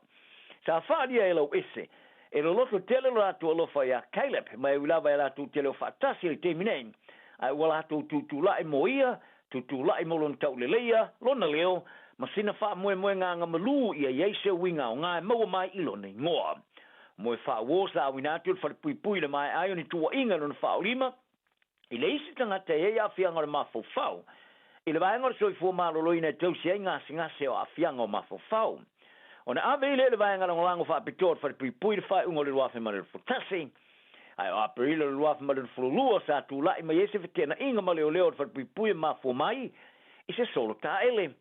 Ina wa mai ona whanaino na mata ila na whana whatangi mata ma toe ave ilo le sela le sa o soilo na whatu ma whanua ilo na ola munuriane. Sa whaari a ila uese le tioni silo se whauronga umi toe whaingata mo le fia mauani tali o lo whasolo pea le mata upu i le vasa nei. O le pulenua au ki Lani Wayne Brown sa whaingoina o se tamalo tau valea tangata te e langolongoina i tangata Palestina. Ina o te enele lātou tār sanga, e fia whaisa lātou tala i le whonu tanga re pūlenga o le whainga mālo whāro te whale. Ina sora nafi. Ina amatanga o le whonu tanga sa whaari a Brown. O se tāro sanga mari kulupo le Palestine Solidarity Network Aotearoa. E fia whaisa lātou tala o te ena. I le whaari ai, e le eisa mata whaioi ar whainga mālo whāro te whale mō Palestina. E bwana libu te le vaengo tala le staff. O na la ngai leo se fesilia le isi sui fono ya mai kali i le fono tanga. Ma i fesiling ia ia fai unga pesa o matapai Brown e whamanino. Ai sa tu e whamanatu fo ia Brown. E le ise mata fai oi al whainga malo whalo tu e whale mo tangata Palestina. Ina o tu e tapai li le fai unga i le whalia. E mana ori kulupo e whalia lea le fua Palestina i le aso whaavao malo le tu whaatasi. Ma tangata Palestina o whaata o toina le aso lus friva. Ona masina nei o Novema. A ele malua ele manato le polino ma whaari ai e se iso ma fini te ia Brown o ia o se tangata tau valea. A ole ista malo sa autu vala au e fasa o loto Palestina ia pole Free Palestine ma a wai lo maisi i le autu vala au. A tali ai Brown i ne tangata te Palestina o lo maua le pia fua. Free beer. Wa mai ane il conferenisa malo o fatasi tau i le tūlanga o le tau sausi e Brazil. I se whai unga matua i vai lava e pēna whaari ai e se tangata e whaato sina no langa mo le Pasifika.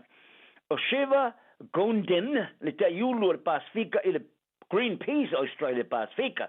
Sa i whaalia o le ngāsi senga whaavao malo ua oso whaia i te mnei mo wha whainga tai o na au sia se i o e ngao ngā i whai whai. Ma e tā uai o le ungo le te wafianga maisi konferenisi mo moatu o lono winga. O le si tio le vevesi o le ea, o le vevela o le ea i le kelope, o le alefa tapula aina i le tasi te si mali limo le fua o le malosi o le vevela, se wha tula ngana po le threshold, wa whaari ai e scientisi o le tau, e manamia, i mautinoa i le ola maloloina o le paneta. Whaari a Gonden, o loo iai ia isi sui a wai tonu o whaatinonga o loo latu wasu wha ia i scientisi, ma mea moni o lo whaali ai, e tātou te mō mea li te leato sa whanau au si ai le lei, na i leo le mea o iei nei. Tā wai ua maea ia lea te wafianga si o pito sfulu masa maarienga ele o matua i mai oio. Ma oti ona tā wai, le whai titio swau ua susuruina, e ulawa i siria mare vasfulu tunu o lo tū leia. E le wha mua moe tau tinonga mua moatu i leo ese mai le whaongai na swau ma koale. O le te iulu a ienga whaatino whaavao malo le kulupo moto le Pasifika mo ngā ioinga so whatasi o le tau lea le Pacific Islands Climate Action Network, Sindra Shama, o i whalia o le ungo le konferenisi i le ise telo se hanga i luma o iai. Ma i tā uai, e la ngona ua nā o le whaamai mawina le taimia nei tala noanga. I tāro tālonga lau ne te polo tamata ila Silver Ferns e New Zealand o puru whaat sinema Jamaica le tāmarisanga ni polo i tālonga malo le tāu plenga i le tausanga Ford Glasgow Scotland. O le whaatulangana sa whaia mai au e whaatulangaina i le rorangi au stadio lo pui pui le champagne lo whaatulangaina mua mua New Zealand tulanga lua, tulanga tolu i Jamaica ai wha engelani. O Silver Ferns a maana malo le pinapa me le tālonga i Birmingham, le loa whamare lo fululua, ua pulu whaat sinema Jamaica, sa pini Siliva, whaapema Wales, Uganda, Scotland, ma Trinidad and Tobago. O ni sila sa whai ina ia Jamaica, onso fitu limusu tasi le tālonga i loai au selso ngā St. Peterborough semi-finals, i Birmingham, ma whaato ila loai Englangi mo le tālonga i le pine apa man. I isi o pulu Australia o le tālo nema Englangi, Afrika, Sauti, Malawi, Tonga, ma ai alani i mātū, ma Silver Ferns, e whato a mai atu nei se tau sanga o whewese inga. Ina u wha fosea no wha malolo mos taimi, i ar whaia o ngā wha urulu Dame Nolene Taurua. O le ata tala i tālonga ar Silver Ferns i le tāmal sanga i la surusfuli mo Iulai, tālonga ma Scotland. O se wha nau nonga wha mamai mo sa ilio se pese e vai e lavalana la poa e whetauia i vai o stasi o lato tamata alo la kapi.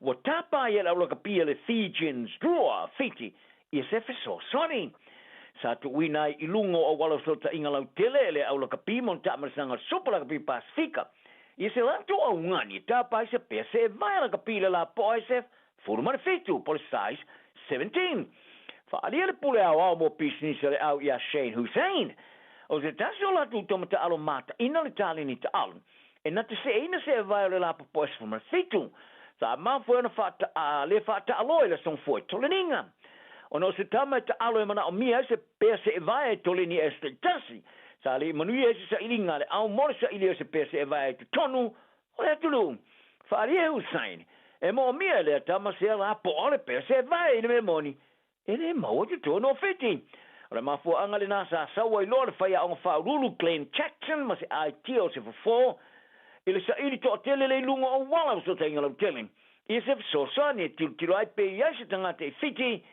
e ya se pese e vai America de la po smor fitu e la tu te fata wina e la volo mana na o ta fi fa lo le ngoa o le ta le lus fu lo te sanga le tua ai o le ta mata alo e lua te simale o valu mitale umi o lo toleni lalo se con karate toleni matawa se tamata alo luma teleat le tino na lo lalo Samoa le wallabies Australian Will Skelton tarana le so ia perfile muito então manuia yaso Malo soy fua ol se fufonga Samoa Radio Samoa tasilima ivatolu amo se kia Radio Samoa. To all the humbles around the world, especially to our families who bring for us back home, yeah. We send our love to those who are saving our eye, we call them out manga. From all those use of those got your back. Much love, I'm feeling a bit of in the love, find the boy you all. Special dedication to those who are around the world, I'm feeling a bit of in the love, find the boy you all. Shallow, Naima, Zuma, Oisabala,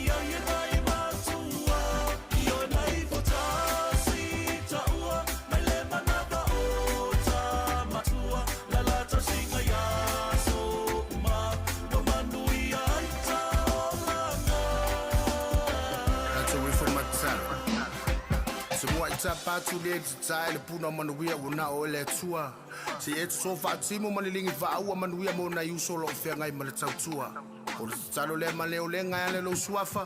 O bomu de rapper kanga fai ngā popo. Kuri ngā mangu o fonga de ngu o paki ngā a. Ko ngā lafo pese lo loku ke pai kai se kosu le va. O le kau kua le ai o se foi. E pe le maai o maka o le koi. Ngā fai a kula o wha malosi o me o mangai lo ai le koa mongi. Sale usa fai se ai ngā o tapua i mai. O le tatala wa manu i ai so tatau ma fai. E pele le loto le tapua i ngā a o alo fai vatam. A e tau i manu i ai. Su ele fa amalama.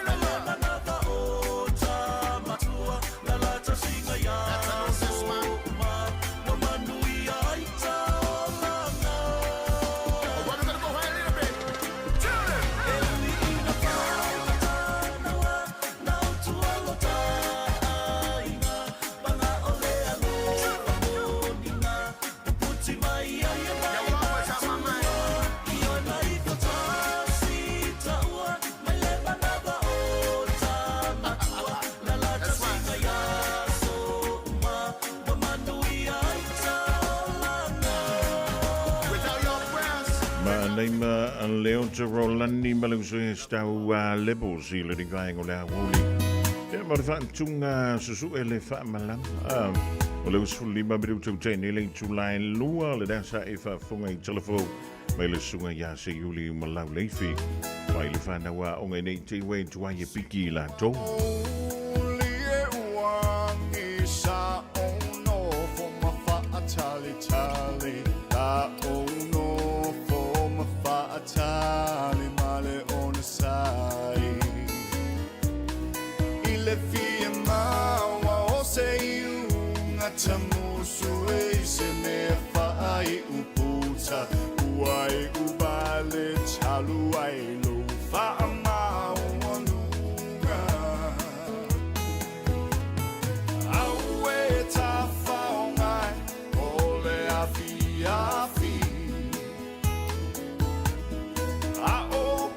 Tangata fai mai o tamai tai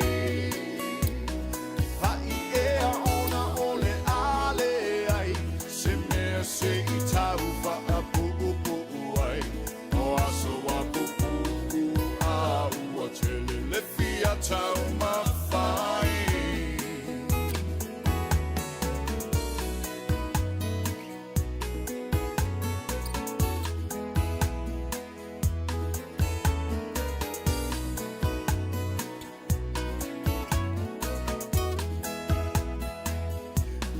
Tau I manu le telu nei upu Na ole tami ma wha Te te patasi mai a oe Lo uau Le tau I vinga ma le tuli O manatu lava le pitau I Ole ia oe lo uau Ma le lalo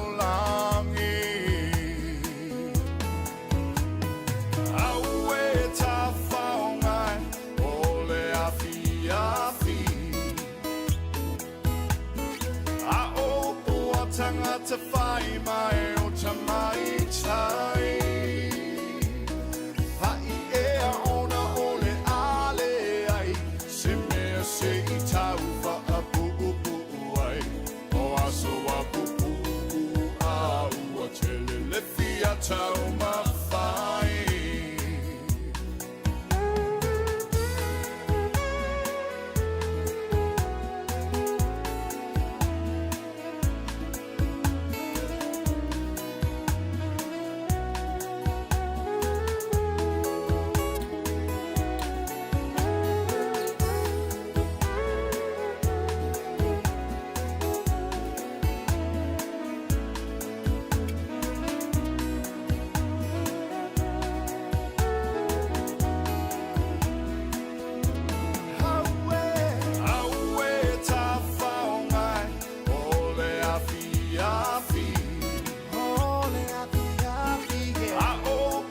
tangata whai mai o tamai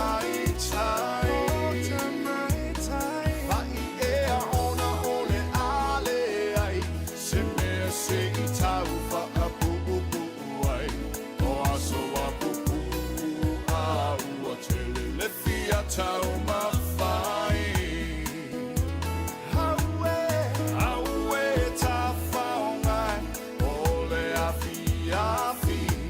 Ole a fiafi, a opu a tangata whai mai o tamai tai.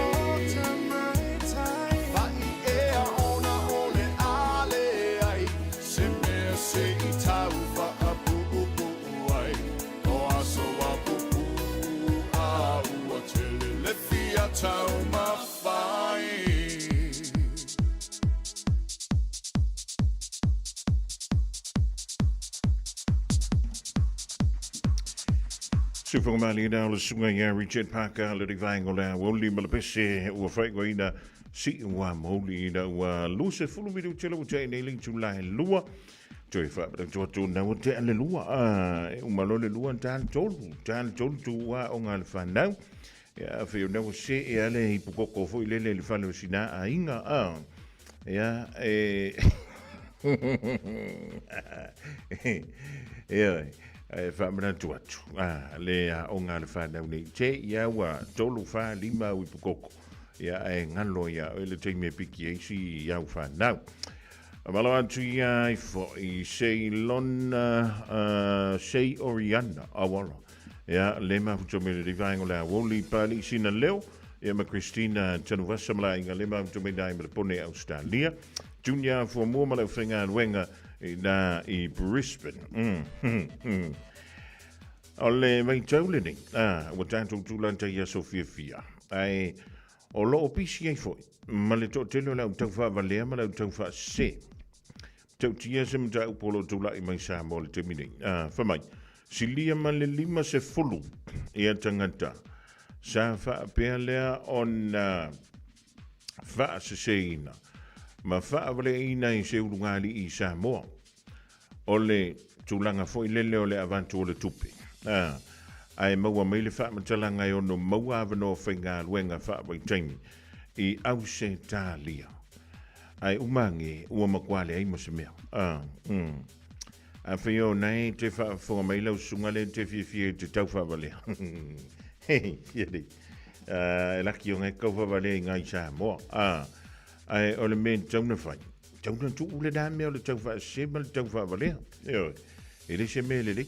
Ia a whaila, wa ele o tā ua mai i pe tai fia tupe ia tangata na tutongu.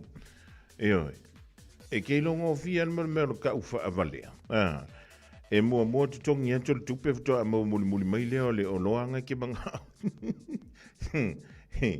O le, se le ua lua a whelua lima so ia le ka ufa valea ma le ka ufa se. Le ase se senga matato wha atawa inga ia whailunga o le mea leo le o le maki kifo i le Facebook. E iei tangata o nei whaatawina o loa, e whamai, a mai mua lar kupe, oi, e le ai se me whapena i tupu, bai, whai ia i lau tala le la whai atu o le Aoauli nei, whai ai, e le ai, o le la wantu mal tupe, ai, ta whetau i se me tumutu mo ia tangata, e ala no whaatu whapena i se no whanga tumutu mo i tangata, ina nei awai nei afo, awa nei whavre inga o e ngakangaka, awa a whai aku se me foi lele kaule ingangaka. O longo winga, e mawhai o na sola le tangatana, e peo aku foi mangisi whaola o kupe ai le waku se o loa. Wai ele makau ki o na mere o tupu ia tātou le riwa i ta. O le mea nefa mai a vantu mua lau fies fuka, la fuka mai ele o lau fia whetana. Nga paua lau me whai koe ngā raka whapenga o le poloka.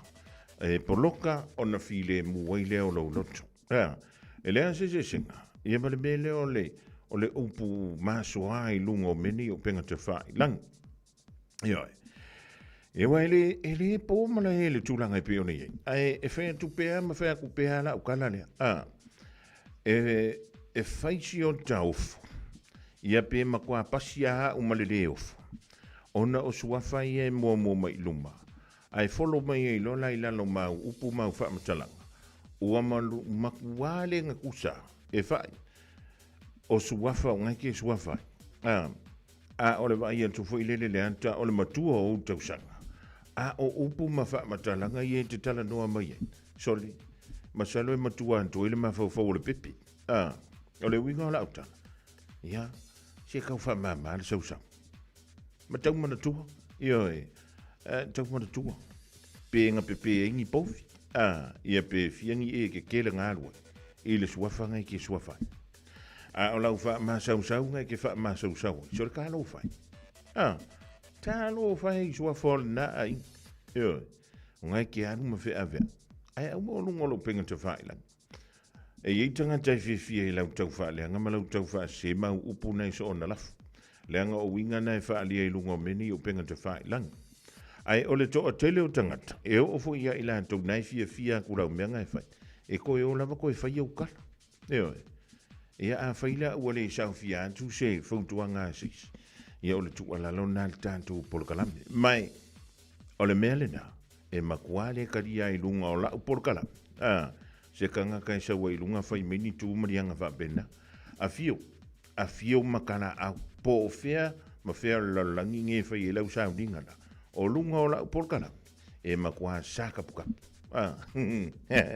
O ka kuka ki koko ea. O ke wa ia kuro. O yin koe nganga ngana fa pena. Ile karia i lunga i. Langa ile masangia i o karinga mana u whaarongo i ngā koe nganga fa pena. Ia Malaysia. O le to tele le malo le tulu o nai mai mo masilisi. I le kanko porkala. Aia e saula fa ali mai i au tu mangana. Sali. Se o le vai kaminga lai de i au sa mo. E si dia la pe ka kiar nga koe ngā me penga o le tau fa vale le ngo karango ako. Ai e o fa ka siela ka fa vale. Ia mo le penga ka o le mo le me o le foi le. Pia o over ele fa vale. Ia wa anga poko. Ele na fuoni upu mana tala mama fa pena. Ai o tau mai. Wa makwa ke le ar fa le ko ngore ma vaufa. Ele fa ia le lunga por karame le o li ma funga mo. Alo so si por karame fa ia la usa ni nga fa mo.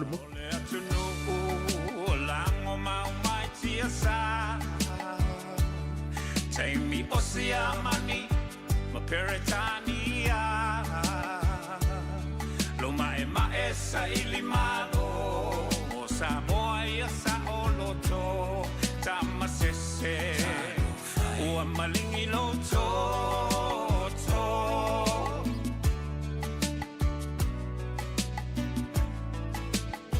Naitina ole mau, ua aula uina ilau, le tau loto te tele, ele ai o se fefe.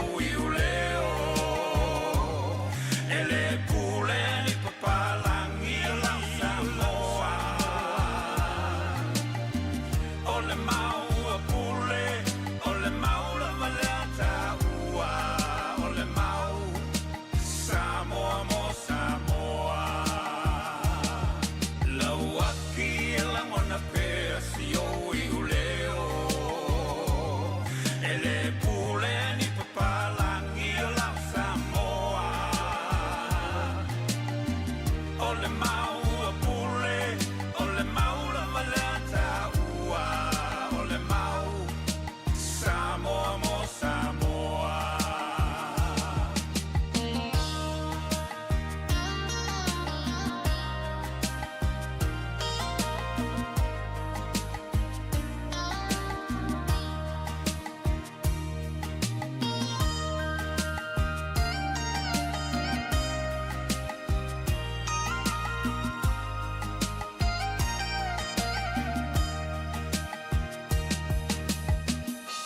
Got something unusual to get rid of? E-waste or a hazardous or random item? Don't just chuck it in the bin. Find out where it goes at aucklandcouncil.govt.nz/where it goes. Tāmaki Turiki, altogether Auckland. Major weather events have created significant challenges for Auckland, while game-changing transport projects have created massive opportunities. It's time the plan for the city caught up. We need to better protect people and property, enabling more homes where it makes sense, where Aucklanders can walk to the shops, catch the train, or live closer to work. To learn more, visit AK Have Your Say Auckland's Future Housing Plan. Submissions are now open. Brought to you by Auckland Council. Tāmaki Turiki. All together Auckland.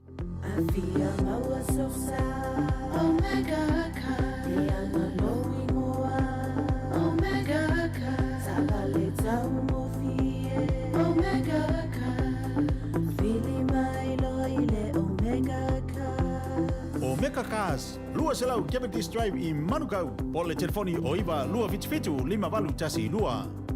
Susu mai Manukau ne Omega Cars. Umalole keisi le Omega Cars.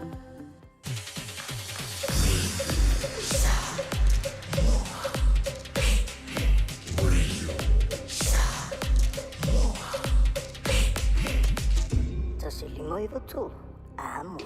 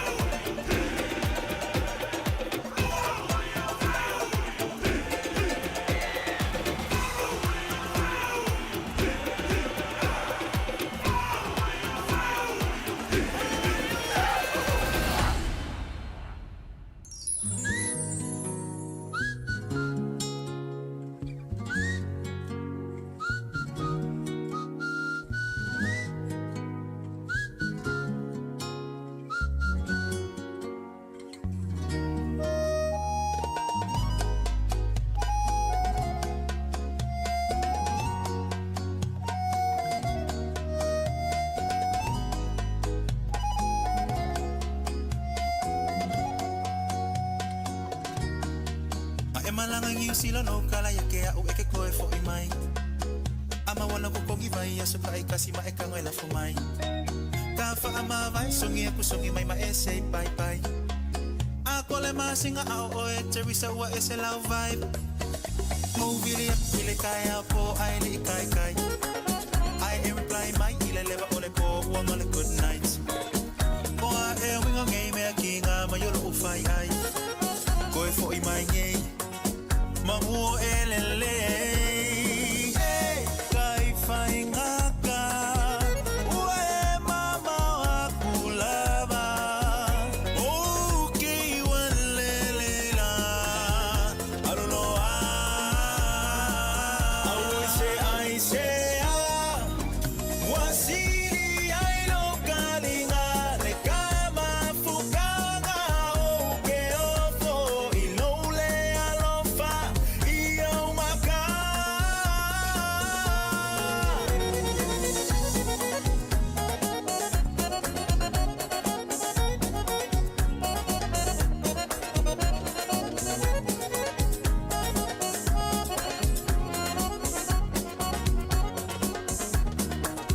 Ma e fai mai ike fa abai kai me okele if you're right. Ole mafua anga kongole likeli sanga o musukele ai. Posta kuwa o story nga ono maka maka ekele feel like. Fai mai nga ke pisi ai over ai kusunga nga ke online. Hey, kai fai nga ka. Ue mama wakulava. Okay, walelela. Aluloa. I say, wasili ai lo kalinga le kama fukanga oke ofo inole alofa iyo maka. Kelisa, o fenga yelo mafofa. Ke fai aku anga yesa o visa. O levanga ulele yako kakfafsanga yesi e kala mo sa o mayako la mele kupu ile vale. Afayo sisi ukeleke ya ika ukala sa o mai. Mai lolo fifa kali kali ya kwa kele ya ngomai. Umakula walofa ola umalo si umakula life. Ua o wilongi ekelelele. Eh, kai fai ngaka. Waile fama ongilava. Okay, walele fa. Soy fua. I say, wasili ai lo kalinga le kama fukanga oke ofo ilole alofa iyo maka. I say, wasili ai lo kalinga le kama fukanga oke ofo ilole alofa iyo maka.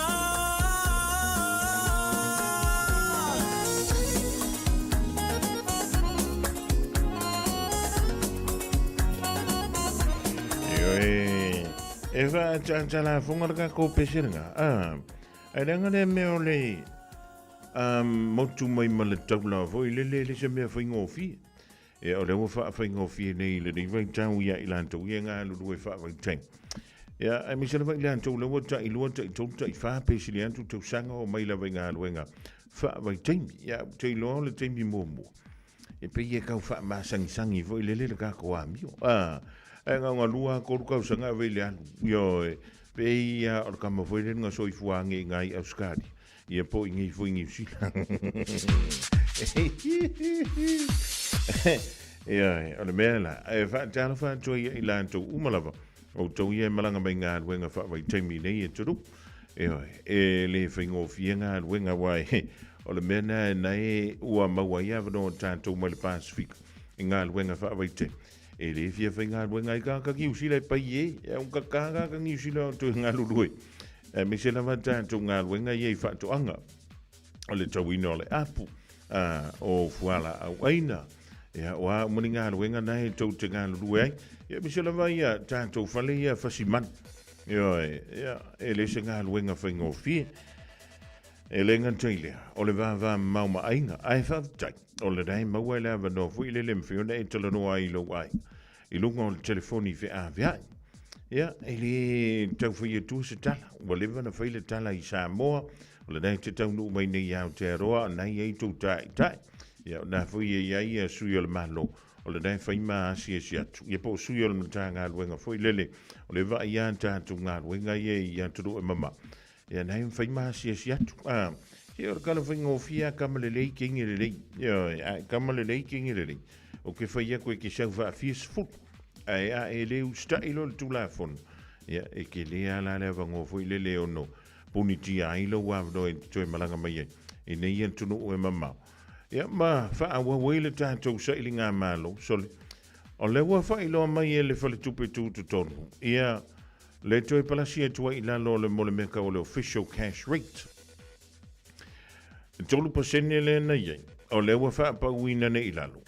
I le lua tesi male lua lima le wa ye le temildi o ile lua tesi male lima le sai a le ufa pa u ile lua tesi male lua lima fai mai o le fa pa u nga muli ale o le sina va nga no mai te wel fa tano nga nai lunga le tv tasi ile po ana po na silingi ai ila to vo ye le to mai fa pi to ai le matai tu ina le o le temi e to o ile tu langa o le tama ai nga New Zealand ile malo sile sai ai le yo o mai le fa ma i o COVID.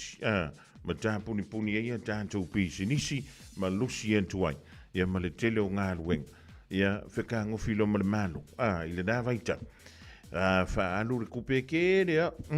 Fa alu ka ko kupe ngengi usila. Ia le rama kua oke ia ka ko ke miringi. O le mantua taunga tā le soifuang. O le te mai tauina mo tātou waia.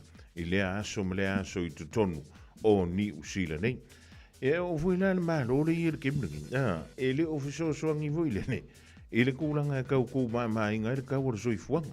Ma le talana le te malo poto le na whamai ana po. E na ua silingi e le li o Jack Tame o le TV tasi e New Zealand. O le asa ufikari i a lau sungali. O le a le kaimi e koe recover le tamau a inga New Zealand. Ia e manatua. O meni e tau mate. Wa le ai mo se shokako e lo le me kupu ko ngor sfuru rua ma singa le lumana nei ia pe e au le antu le na tau sanga fo o ilo e se sir me ole akup na paule me tanto teilo ma mautino o tanto tau matematenga e me faio na fa ta tia tanto wala fua e me faio na fa ta tia fu fuang ai a faia le onga tasile futia male o me o longo winga ia na ni ma fo fonga fai valvati le la ve merka la ka malo al po na po e masalo e antu lesi se fulu rua masi e fa penga o marka la nga fai ka usanga nga si ma vaingi mai te tonto lesi se fulu rua masi o toi fully recover le tama ai nga New Zealand ia si ka ko fa ka ripe mo io fu le nga ka usanga fu wa ki ringa un kan sui fu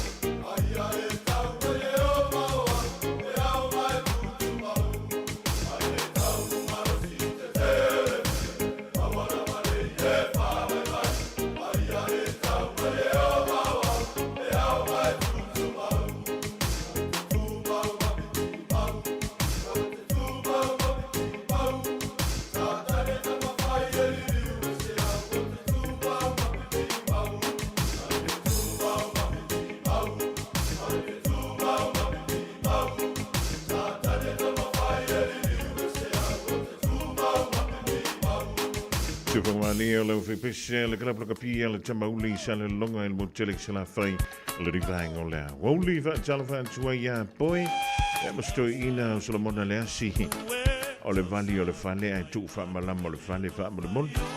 So ele to o le paiali ma no le whai o le whai.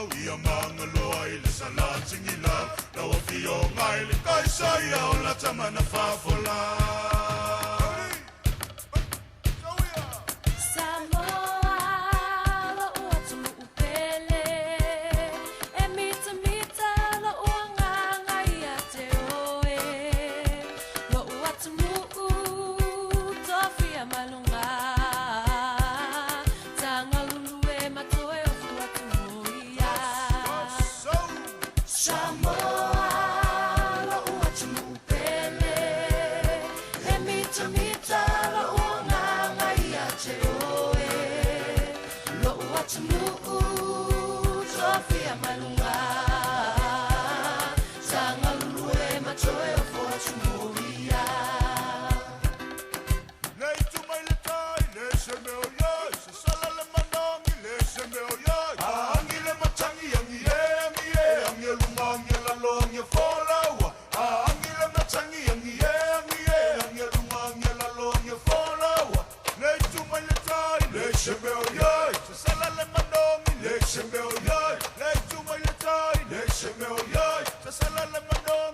se meo ia Angi le machangi angi Angi lunga angi le lo angi foraua Angi le machangi angi Angi lunga angi le lo angi foraua Value le la Lona taua tiati Wachua na iatu Koi nei le lai Value le la Lona taua tiati Wachua na iatu Koi nei le lai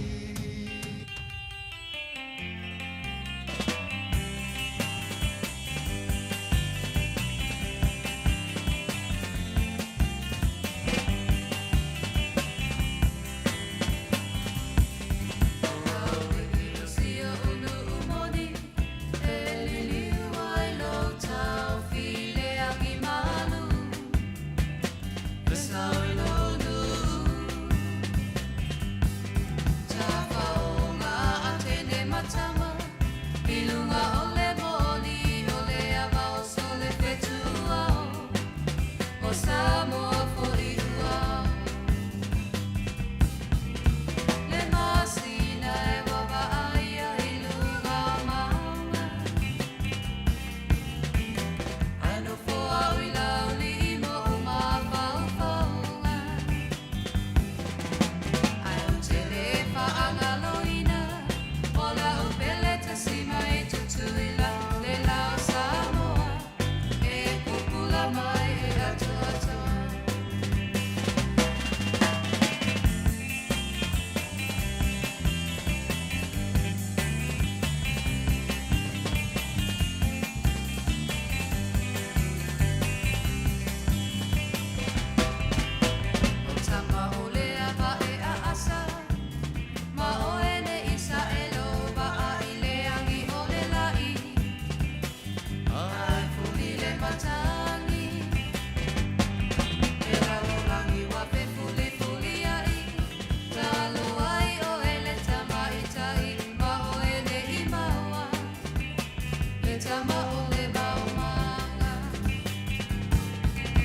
Le masina e wawa aia I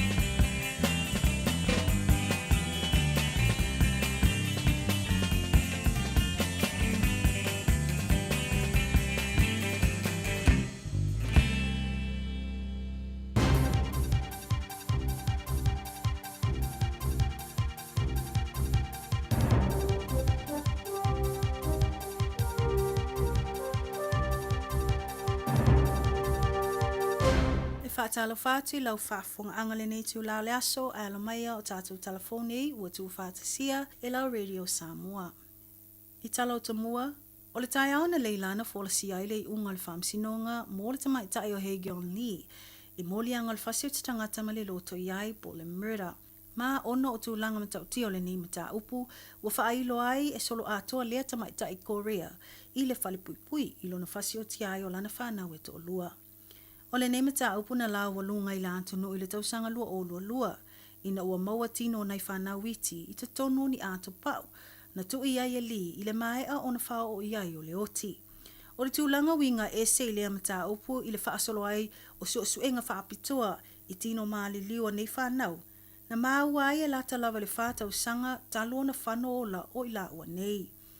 Mai tu ina mai ai o ia I unga le whamsinonga na fola si ai le whaasalanga o le solo ato le to ese ma le lei titi atu ma le se furufito tau sanga whaato aanga waa lea tamaitai I le palola.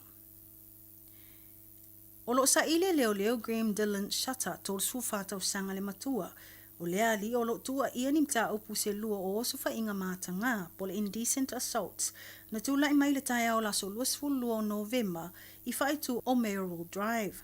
Maui reporti ma le leti o whaavamalo New Zealand. Po le lua se fulu minute te ai le tu lai iwa le taia ona tamo whai ei Graham e whaatino nei ngai o inga mātanga I se tasi o tamaitai na ia mua I tau atu iai. Whamatala na o le savali atu lava o lea li I tamo whai e ta ofi sia tamaitai. Matau mwhai malo si e whai ai loni winga mātanga. Whaalia, e le itau nuu whai ngale nei ali ina ua mamulu e se lea tamaitai. Mata mo e anga I atu le isi tu. Whamawina e le umi lava e maua e Graham se isi maafine o lo tu I se whale twaatali pasi. Ma o lea na tau mawhai ai loa e whai ai ni ngā yo inga le tau tamali. Ta ua e se tasio tangata na savali ane I le whai tu. Na I loa atu ngā yo inga a Graham. O lea na tau mo e atu loa matule ese lea ali. Ma whaasao ina le wa fia.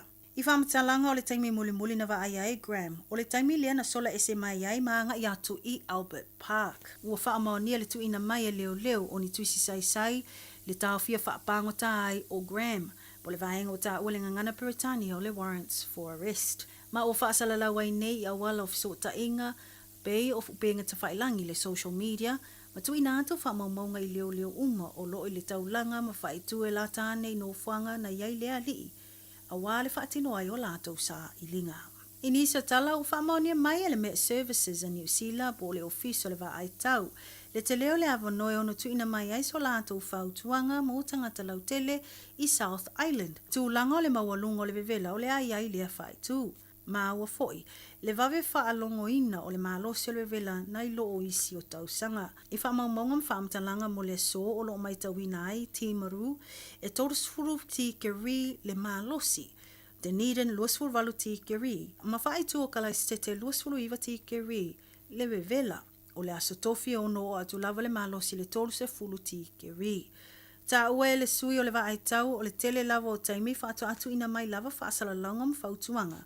I tu lango le vevela mai le masino o te sema anga I atu le masino Februari. Peitai, ua vave a mato na mata I tu ina le vaenga.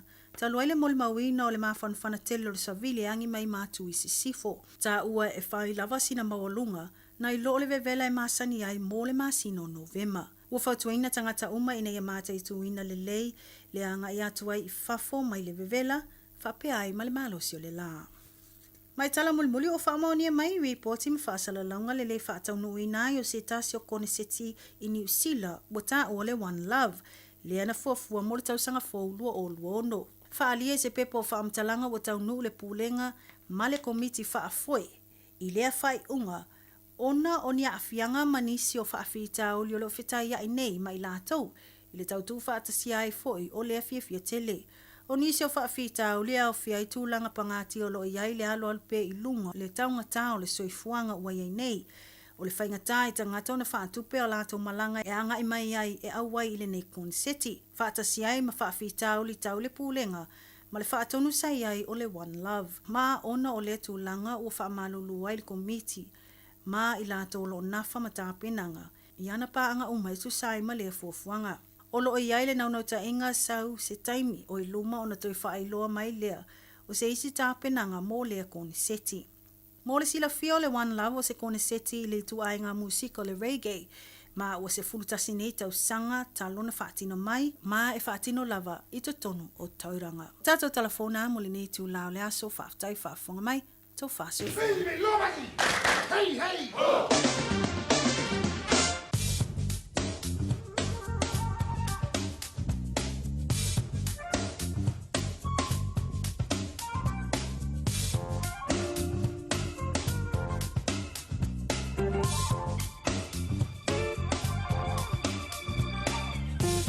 Le dan we fonga I se fa bo ponga na tanto tala I ve funu le dia so lulu. Maar wij gaan telefoon op radio Samoa. If jonge ja lulu wat jullie Aisha Hooch. Pe on Aoauli to le ding van lesso. La to bo se fa poponga ile so an tayau.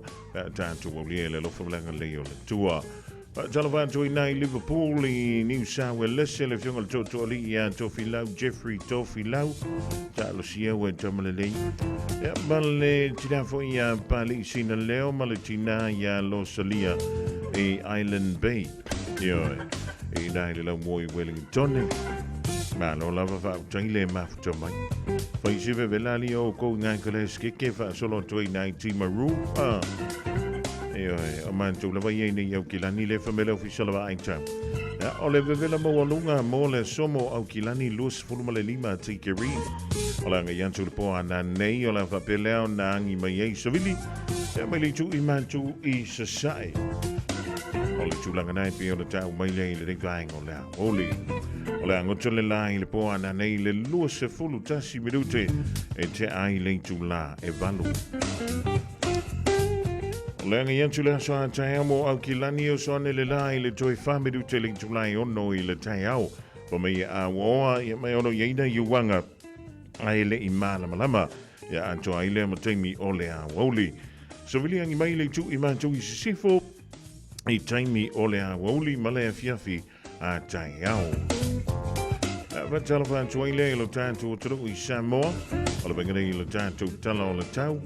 Mo o to ile somle so an taiao poranga yantu le po ana nei anto ai fo I mataiao mo Samoa.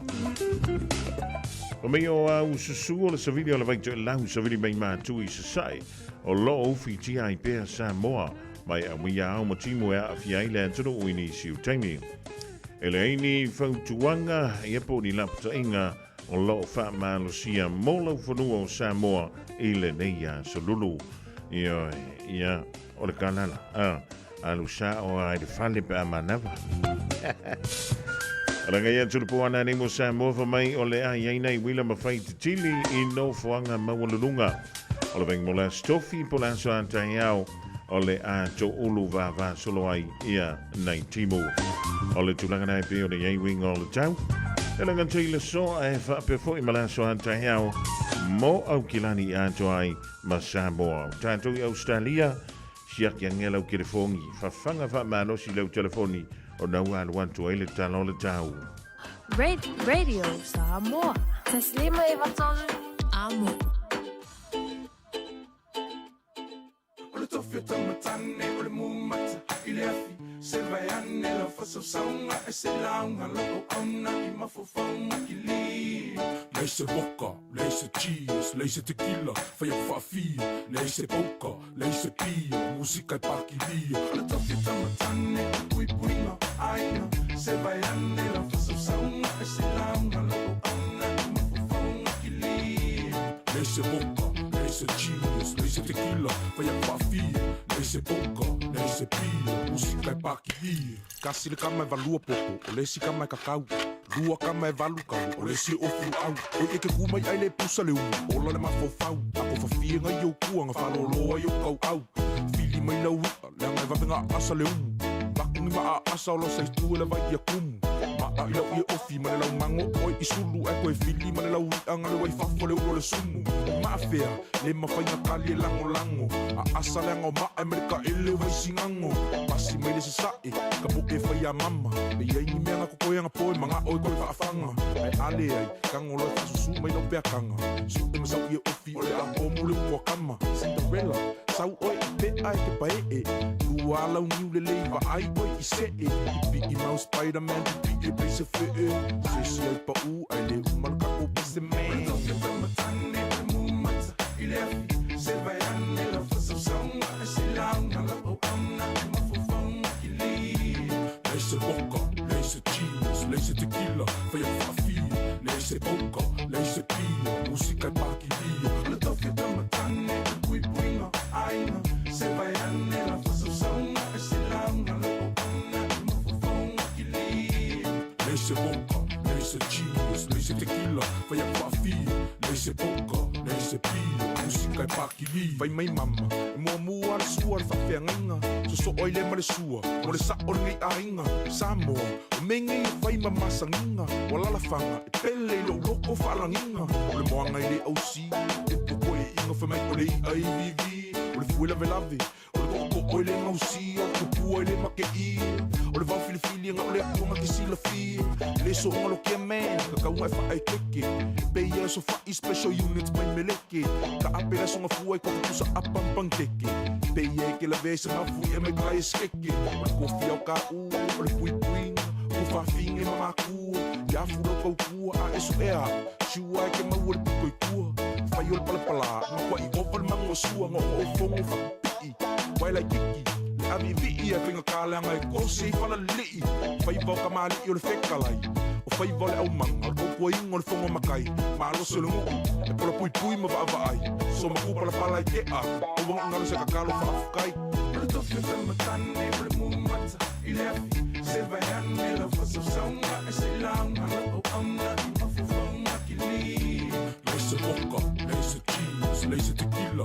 Whai a whafi Leise boka, leise pia Musika I paki lia O le tofi tamatane O le pui puinga ainga Se vai ane la whasa saunga E se launga la o auna I mafufonga ki li Leise boka, leise cheese, leise tequila Whai a whafi Leise boka, leise pia Musika I paki lia O le kama le mangu E whawhanga I ke wila Whangala au I ila O whelila O musenta ma ke kapila au kako Fiu e fusi pau Salu lima o se vai o se sae Wai au ki poki wila Sau malea o inga e kuki kalinga O le kama I ki ke poko E ngake whao ngā inga E vili leo leo e a Loka lau koe inga Sei kango I whaawasenga Mai kausanga o langa kausinga La makofu le manulu Makiva le kango lima Nga o langa kuspa ia le sa lima ka ika inga Alofa lo uso awang I whase inga Lo mafau ia whakua mua lo a inga Ia a aisa kausinga O le kama Samoa mongi Lo kiu ke leo skai Pusa pe au sange se makiva e whafsa ngai Mangu e sa lilo e mafu e le whuku whai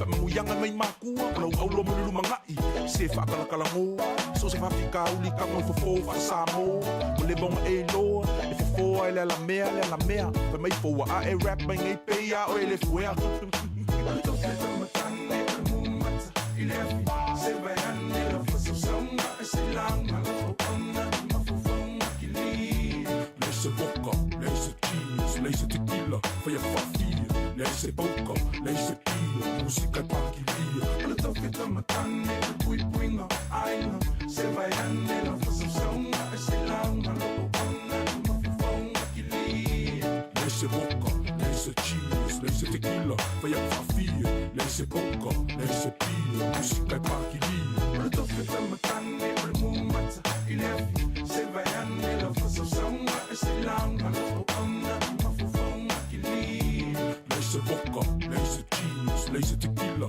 Whai a whafi, leise boka, leise pia Musika I paki lia O le toke tamatane o le pui puinga ainga Se vai ane la whasa saunga E se launga la o auna I mafufonga ki li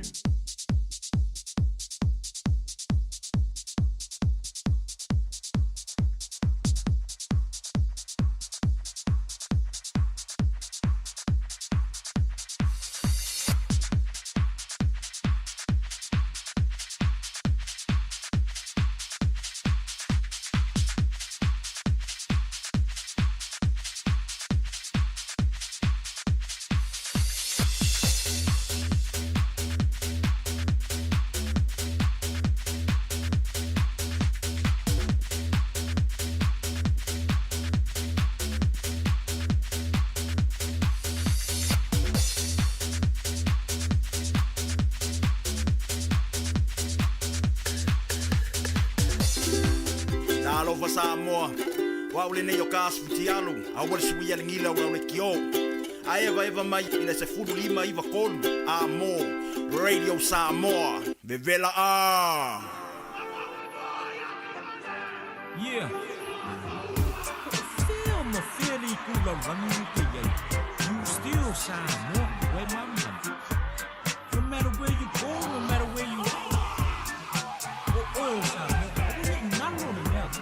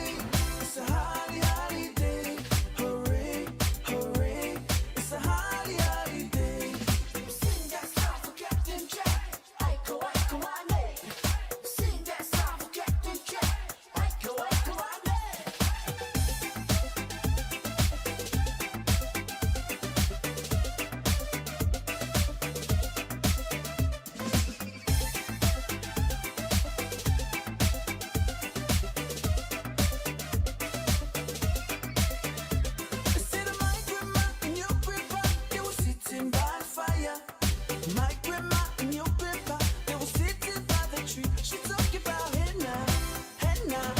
Aiko, aiko, ane. Come on, fina, alane. Come on, fina, ane. Move your body, move your body, move your body, move. Move your body, move your body, move your body, move. Instead of my grandma and your grandpa, they were sitting by the fire. My grandma and your grandpa, they were sitting by the tree. She talked about henna, henna. Aiko, aiko, ane. Come on, fina, alane. Come on, fina, ane. Sing that song for Captain Jack. Aiko, aiko, ane. Sing that song for Captain Jack. Aiko, aiko, ane. Sing that song for Captain Jack. Aiko, aiko, ane.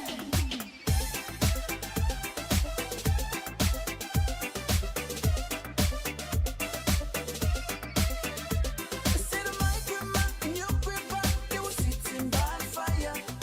My grandma and your grandpa, they were sitting by the tree. She talked about henna, henna. Aiko, aiko, ane. Come on, fina, alane. Come on, fina, ane. Sing that song for Captain Jack. Aiko, aiko, ane. Sing that song for Captain Jack. Aiko, aiko, ane.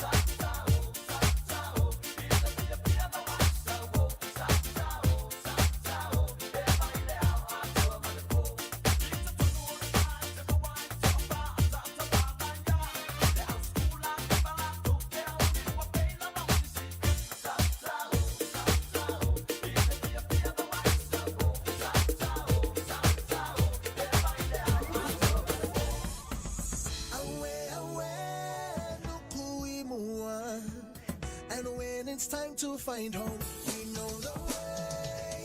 Watch this way, don't gonna ride on the wave on a quest to my motherland, motherland. One wish for the venture, oh, did I mention? Ladies and gentlemen, it's about that time. Turn this thing on out.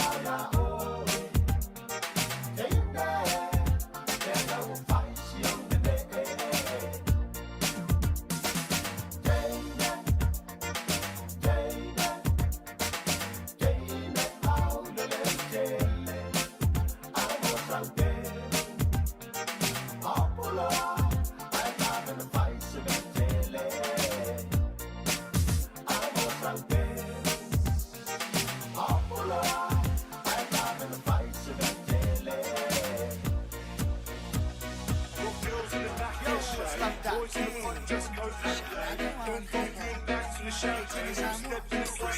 You know that shine. Everybody say.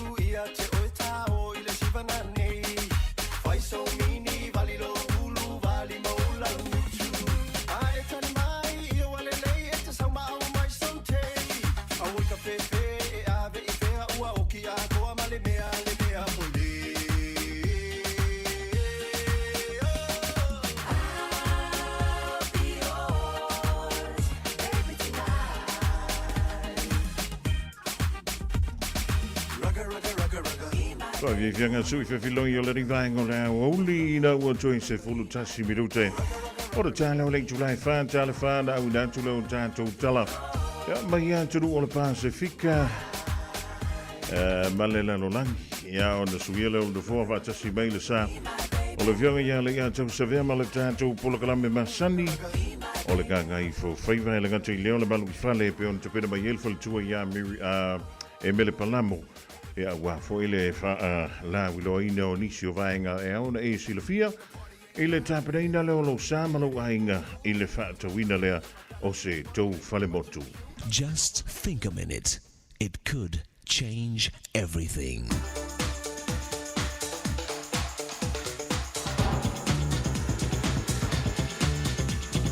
Think a minute. Vince Foster was appointed by President Bill Clinton to a high position in the United States government.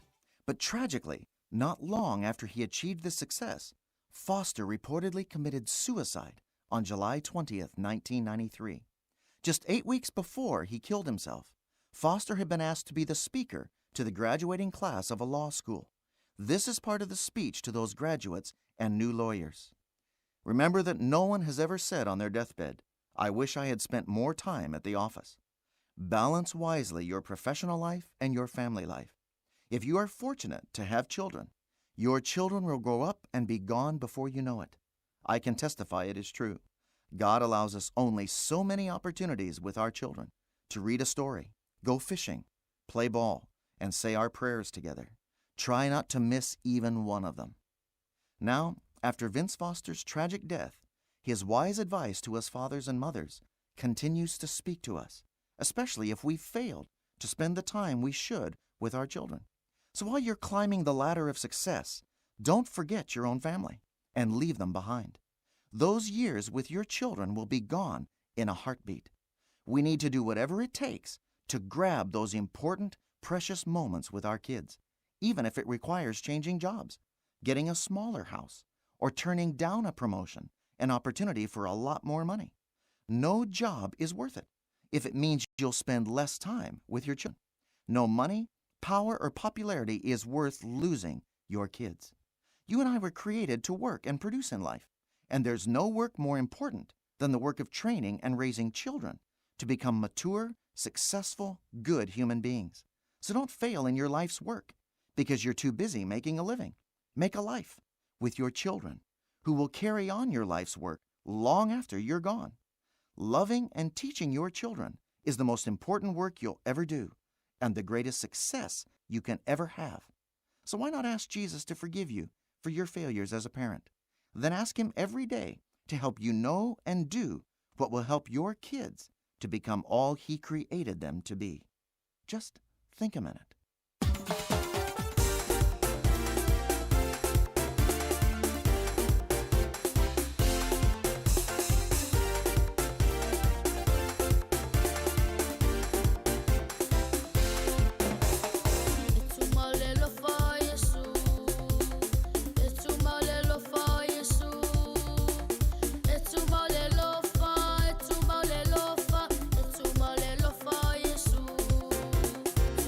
Fall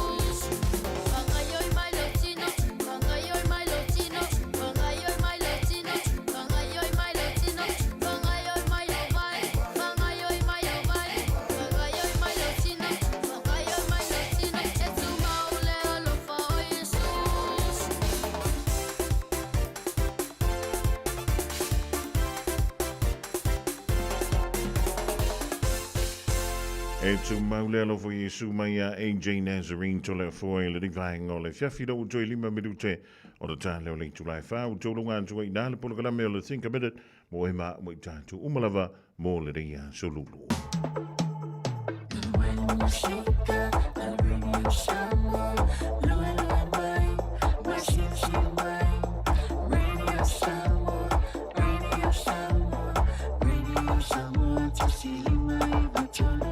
Radio Samoa.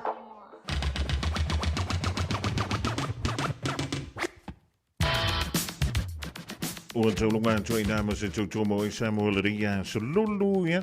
Ja lo sio le dai mo wi ta tu umalang i tu I fringa malolonga. O le dia fiafi filo I la so anta le lo malanga le o le tua. A wode galo tala mai e tu o Pasifika malalangi mai ya Miriama la la to po mari. Ele ya wida tu por kalambel nga ngai fo faiva manu i tele la singa o tutoi. Ma fringa malanga I lungo le ala. Na we te sisila ia le leila o sila ai awe te fa sisila o le mea nai tupu ele la veveo tava